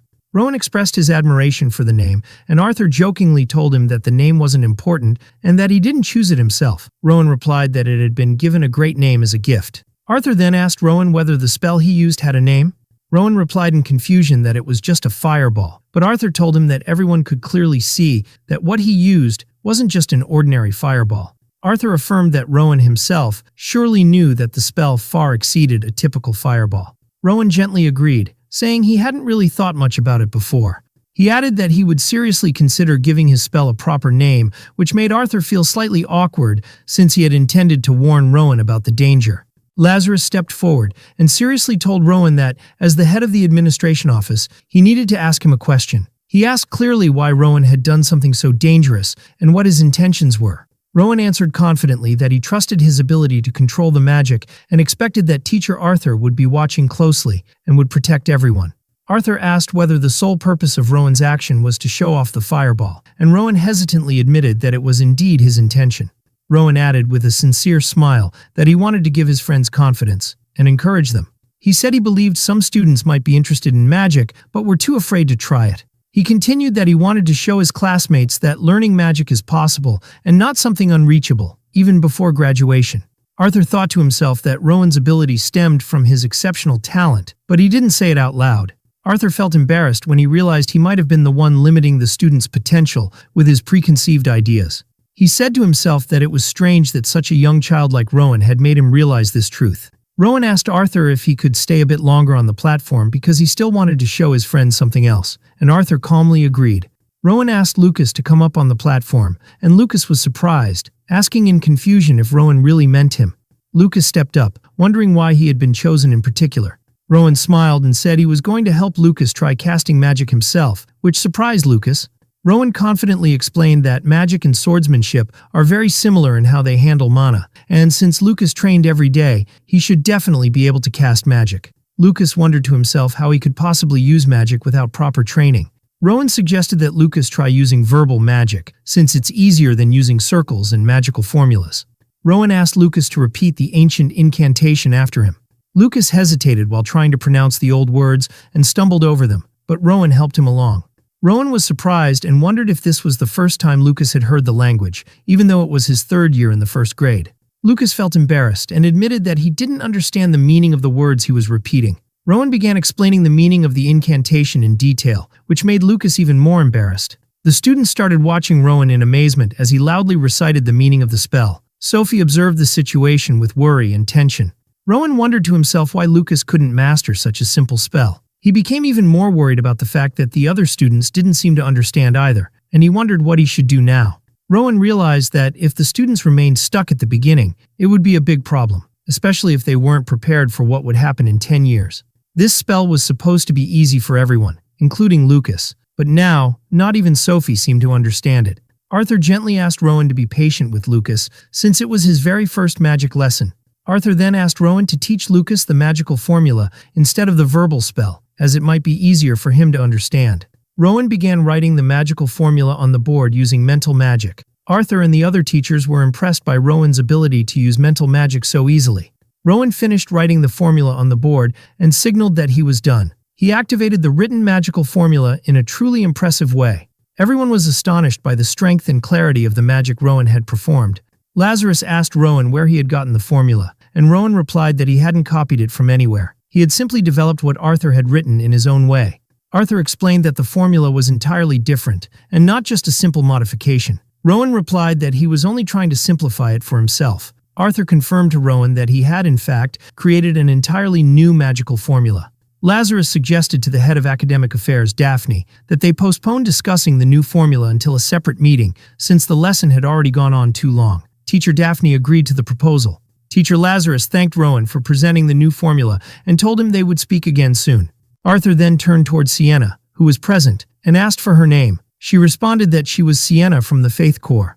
Arthur asked Sienna to take over the remaining lessons in his place, which clearly surprised her. The teacher explained to Sienna that she could either teach them swordsmanship or let them self-study. Teacher Diego also asked Sienna to take care of his next class, which made her visibly uncomfortable. Finally, Arthur began preparing to use magic once again. The magical energy, glowing blue, spread throughout the entire room and filled the hall. Teacher Arthur left with Lazarus, the head of the administration office, leaving Sienna in charge of the lessons. Sienna stood where the teacher had been, looking slightly confused as she tried to organize the students. She felt a bit nervous, wondering how to handle this sudden situation. Sienna clapped her hands loudly to get the students' attention. She introduced herself to the students and explained that she was from the Faith Guard division and would be managing the classes temporarily. Sienna firmly emphasized the need for everyone to treat the class normally and participate without exception. Inside, Sienna felt the pressure and wondered what she could do in this situation. Elsewhere, the emergency committee had convened to discuss an urgent matter. Some attendees questioned why the committee had been summoned after so many years of inactivity. Lazarus, the head of the administration office, opened the meeting by stating that today's agenda concerned education policy at the Union Academy. Lazarus decided to begin by discussing Rowan, whose actions had triggered the committee's call. Teacher Arthur confirmed that Rowan had performed the well-known fireball spell. but had used it in a completely different way. Arthur explained that the power of Rowan's fireball was extraordinary and approached the level of unique magic, and that his creation of a new magical formula was unprecedented. One of the teachers asked if such a thing was truly possible, and Arthur responded confidently that it was confirmed and documented. Lazarus pointed out that the matter must be studied and analyzed further, and that Rowan's formula should, for now, be considered a new concept. Another teacher agreed that Rowan was an unprecedented genius, but reminded everyone that he was still a first-year student and needed age-appropriate education. A discussion broke out among the attendees about the necessity of providing specialized education for prodigies, and whether that conflicted with the philosophy of general education. Others expressed concern about losing talents if they weren't properly supported. One member strongly opposed the idea of early admission into the union, stressing that the union values more than just skill. Another asked whether there were other points they needed to know, stressing the importance of providing Rowan with suitable hands-on training. Someone raised a concern about a potential issue regarding Rowan's personality. One of the members said that Rowan was known as a polite child, and Arthur added that he was indeed kind, but he seemed to need more awareness of his friend's feelings. Arthur smiled, thinking that the union is entirely built on merit, and it's only natural that Rowan would stand out because of his unique talent. There was noticeable concern about the issue of admission itself, as it might cause social problems among the students. One member clarified that the final obstacle in the entrance exam is the personal interview, which focuses heavily on the applicant's character. Another pointed out that Rowan's intentions in encouraging his peers were good, but they might also lead to social isolation. The discussion continued regarding the large gap in ability between Rowan and his classmates, and some questioned whether it was fair to analyze the personality of a 10-year-old child. Lazarus concluded the meeting by proposing that Rowan undergo a personal interview. The committee decided to summon Rowan so they could hear the story directly from him. Rowan entered the room with visible sadness on his face. The head of the committee, Daphne, welcomed him and asked why he looked so down. She asked if his disappointment was because Lucas had been unable to show any magic earlier. Rowan replied sadly that he was disappointed in himself for not being able to properly assess his friend's abilities. Teacher Arthur reassured him, saying he shouldn't feel guilty. Magic is indeed a difficult task. Rowan began thinking that his friends had seen the magic class as a break, and maybe Lucas, too, gave up easily on things that didn't interest him. He added that perhaps he had pressured Lucas without considering his personal circumstances. Then Rowan said with concern that there was another possibility, that Lucas, or one of his friends, might be sick or exhausted without him knowing. Teacher Arthur reassured him that there was no need to worry about that. Rowan felt happy and relieved once he was sure that his friends were not sick. Lazarus asked him why he was so determined to teach his friends magic. Rowan calmly explained that it didn't necessarily have to be through magic. He added that he just wanted to grow stronger alongside his friends and have all of them join the union together. The committee members looked at Rowan with understanding and appreciation. The head of the committee told Rowan that the purpose of this meeting wasn't to scold him and asked him to go rest. Rowan left the room after the interview ended. The chairwoman began documenting new decisions regarding the educational direction for first-year students, prioritizing balance. She emphasized the importance of balancing gifted children's education with the development of social skills and empathy among regular students. One member announced that the Union Academy would be undergoing a new transformation focused primarily on first-year students. Another member proposed beginning an analysis of the current curriculum to apply this new direction. The next day, students gathered in the courtyard to hear the new instructions. The teacher announced to the students that both swordsmanship and magic studies would now be mandatory subjects starting today. Lucas and Rowan were surprised that school policy had changed in just one day. The teacher added that active union members would now participate as assistant instructors. The students grew excited upon hearing that they would have the valuable opportunity to learn from real union members. Rowan, Sophie, and Lucas were selected to carry out an independent training session among themselves and were instructed to prepare for a duel. Lucas smiled eagerly at the challenge, saying he'd wanted to face Rowan for a long time. Sophie confidently declared her determination to show the results of her training so far.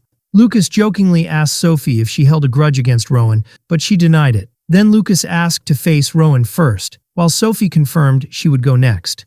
The battle between the three students began with intensity and excitement in the center of the courtyard. Sophie stood catching her breath, thinking that Rowan had managed to read the path of her sword again.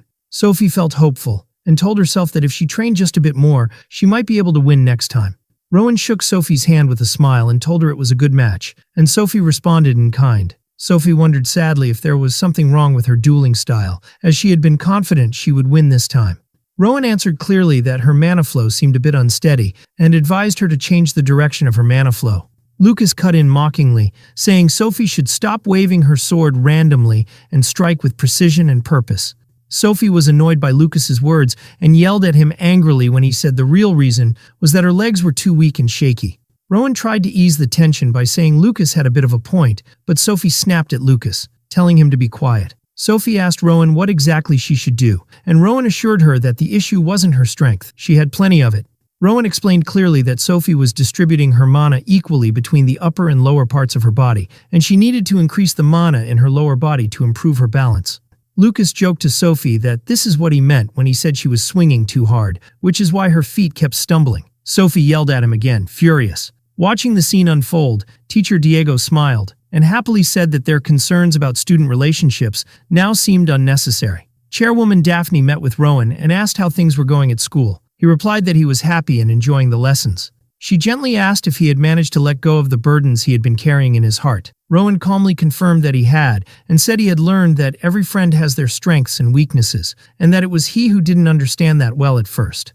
The chairwoman expressed her happiness at Rowan's realization, emphasizing that in the end, everyone is different. She asked him about his relationships with his friends, and Rowan smiled and said that all of them were kind and cared about him a lot.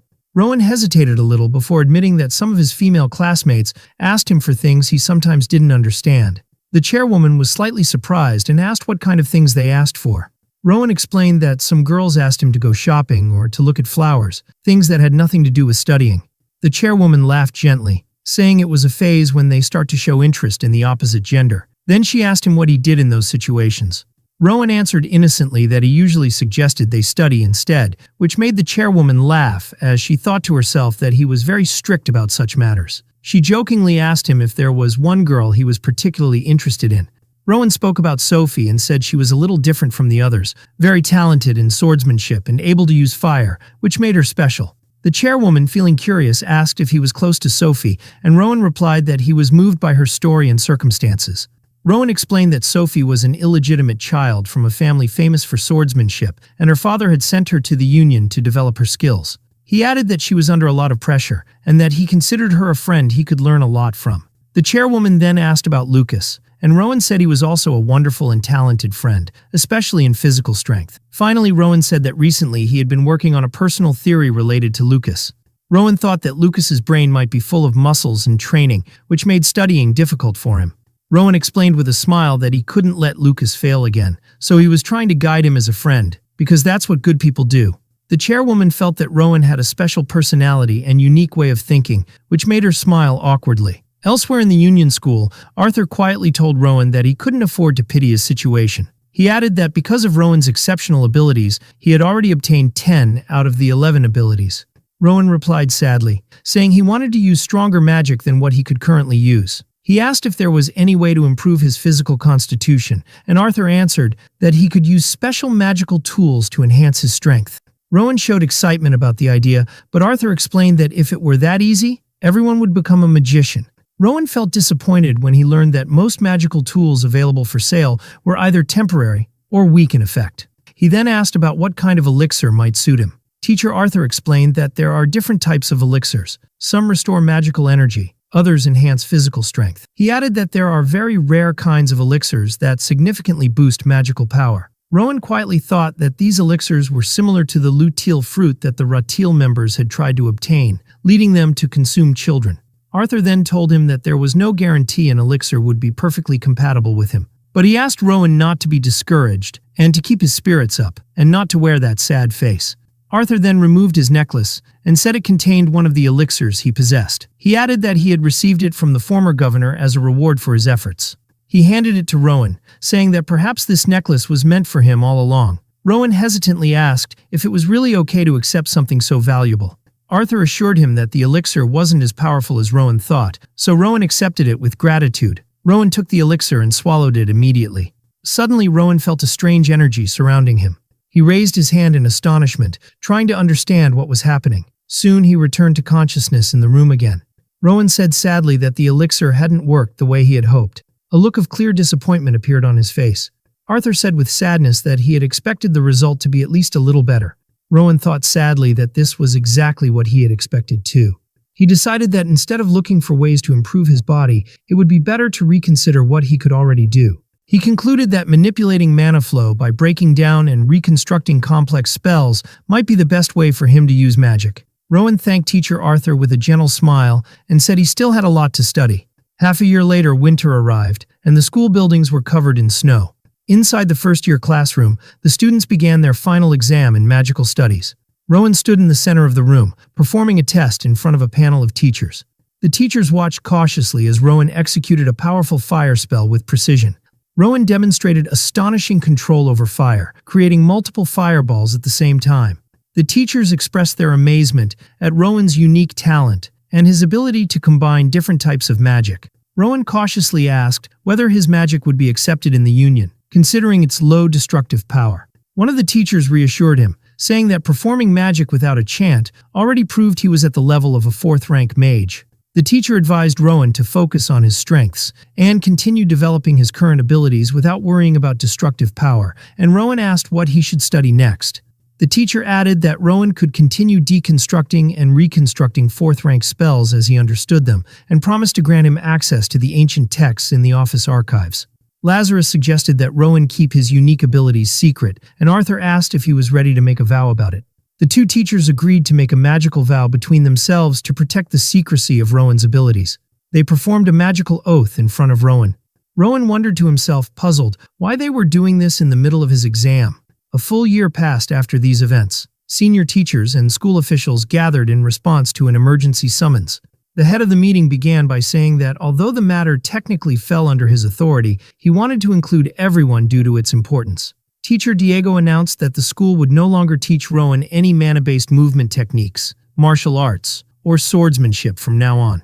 One attendee asked in surprise what the reason for this sudden decision was.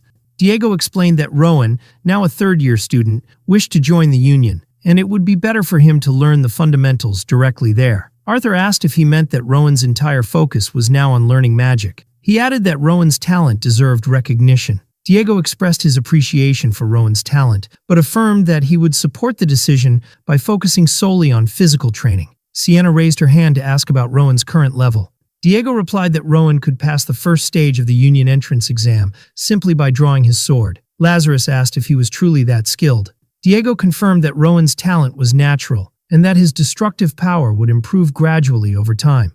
Teacher Daphne asked with clear concern about Rowan's level as a mage. A brief silence fell over the room as everyone recognized the weight of the question. Head teacher Arthur declared clearly that he had nothing more he could teach Rowan. He added that Rowan could easily use first and second rank spells, and was currently working on deconstructing third rank spells, making him the equivalent of a fourth rank mage. The head teacher concluded by saying that Rowan was a brilliant boy who treated complex spells as if they were mere toys. Someone pointed out that Rowan was still just a third-year student. A group of girls walked through the hallway, surprised to see Rowan, whispering his name with great respect. Teacher Arthur announced the end of the class and asked Rowan to stay behind for a moment. Rowan was surprised by Arthur's request but said he was ready to listen. Arthur began speaking to Rowan calmly once they were alone in the room. He informed him that a magical academic exchange event with the region of Shounen would be held soon. Rowan was surprised when Arthur told him he would be required to participate in it. He asked in confusion why this event was being held so suddenly. Arthur replied that such exchanges were once common for sharing opinions. Arthur explained that the exchanges gradually ceased as the prestige of magic declined. Rowan then asked why it was returning now. Arthur told Rowan clearly that the real reason for the event's revival was Rowan himself. Rowan asked in shock why that would be the case. And Arthur explained that Rowan's reputation for exceptional magic had reached Shounen. Arthur said that Shounen is the only region among the 7 nations that has a dedicated magic tower and focuses primarily on magic. He added that the tower is tied to Shouren's leadership, and all magical information flows through them. Rowan asked Arthur if he was also from Shounen, and Arthur replied that he had received his advanced training up to the 3rd level there before joining the Union. This prompted Rowan to ask why Shounen was organizing the event. From Arthur's perspective, Arthur explained that their interest in Rowan was likely driven by curiosity at first. Arthur continued, saying that Shounen had probably learned that a 4th-rank magician was studying at the Union School. Rowan felt embarrassed and clarified that he wasn't truly a 4th-rank mage yet, but Arthur told him that magic wasn't only about raw power. Arthur told Rowan that the main purpose of the event was to confirm an unprecedented talent. and that Schwerin wanted Rowan to represent them at the exchange. Rowan asked nervously what would happen if he refused to go. Arthur replied that refusing might actually be the better option, but added that once Rowan heard the terms, he'd find it difficult to decline. Rowan curiously asked about those terms. Arthur told him that Schwerin had offered an elixir in exchange for allowing the event to be held at the time and place of the union's choosing. Rowan was shocked when he heard about the elixir, and thought of it as a legendary potion that could restore magical power and vitality, and sometimes even permanently increase physical abilities. He worried if they had discovered something about his unique body, but Arthur reassured him that was unlikely. Rowan asked if they would hand over the elixir directly, and Arthur explained that the event was a contest involving magical interpretation and discussion, and the winner would receive the elixir. Rowan was stunned when he realized the prize was an elixir just for winning a magical debate. He cautiously asked whether he would be the one to receive the elixir if he won. Rowan hesitated for a moment, unsure if winning would actually mean the elixir would be his personally. But Arthur reassured him with a smile, confirming that if Rowan represented them and won the competition, the elixir would truly belong to him. So Rowan gladly agreed. A few days later, the day of the magical academic exchange began. Both sides, the union representatives and the Schwerin representatives, met face-to-face in the reception hall. Teacher Arthur welcomed everyone, saying he was happy to meet them all. Bert, a magician from Schwerin, stepped forward to greet Arthur politely, noting that it had been a long time since they last met. Rowan turned to look at Bert thoughtfully, while Arthur greeted him kindly. Rowan noticed that there was no one his age among the Schwerin delegation, and all of them had strong magical energy. Arthur asked if those young people were the participants, and Bert confirmed they were 3 students eager to benefit from his experience. Arthur realized that Schwerin was trying to show its strength by sending 3 students, even though the union had only announced Rowan. He understood that Schwerin's mages wanted to demonstrate that they were still the strongest, and he decided this was a good opportunity to show the union's strength. He smiled and said he would do his best for them. Arthur politely apologized for the low number of union participants, explaining that only Rowan was currently worthy of participating. Bert respectfully replied that they expected a lot from Rowan, and that their students would make great progress if they learned from him. Rowan felt relieved and pleased upon hearing Bert's encouraging words, and he smiled kindly at the Schwerin mages. The students from Schwerin were surprised and concerned by the confident smile on Rowan's face. Arthur and Bert shook hands and agreed to rest and prepare for the meeting in the discussion hall that afternoon. Several hours later, everyone gathered in the discussion hall, ready to begin the event. Students from the union nervously wondered if Rowan would face the Schwerin group alone. They shouted loudly for Rowan, urging him to defeat everyone in a single strike, which surprised Lucas. Lucas stepped up to explain to the others that this was a magical debate competition based on intellect, not a physical fight. Another girl added that arguments and debates are also battles, and that Rowan might be hurt by harsh words. Lucas was surprised when he realized the girl knew his name, and she responded that she knew him because he was always beside Rowan. The girl confidently told her classmates that Rowan would not be easily defeated, no matter what the others tried. Lucas commented with concern that he might need to step in to ease the younger students' tension.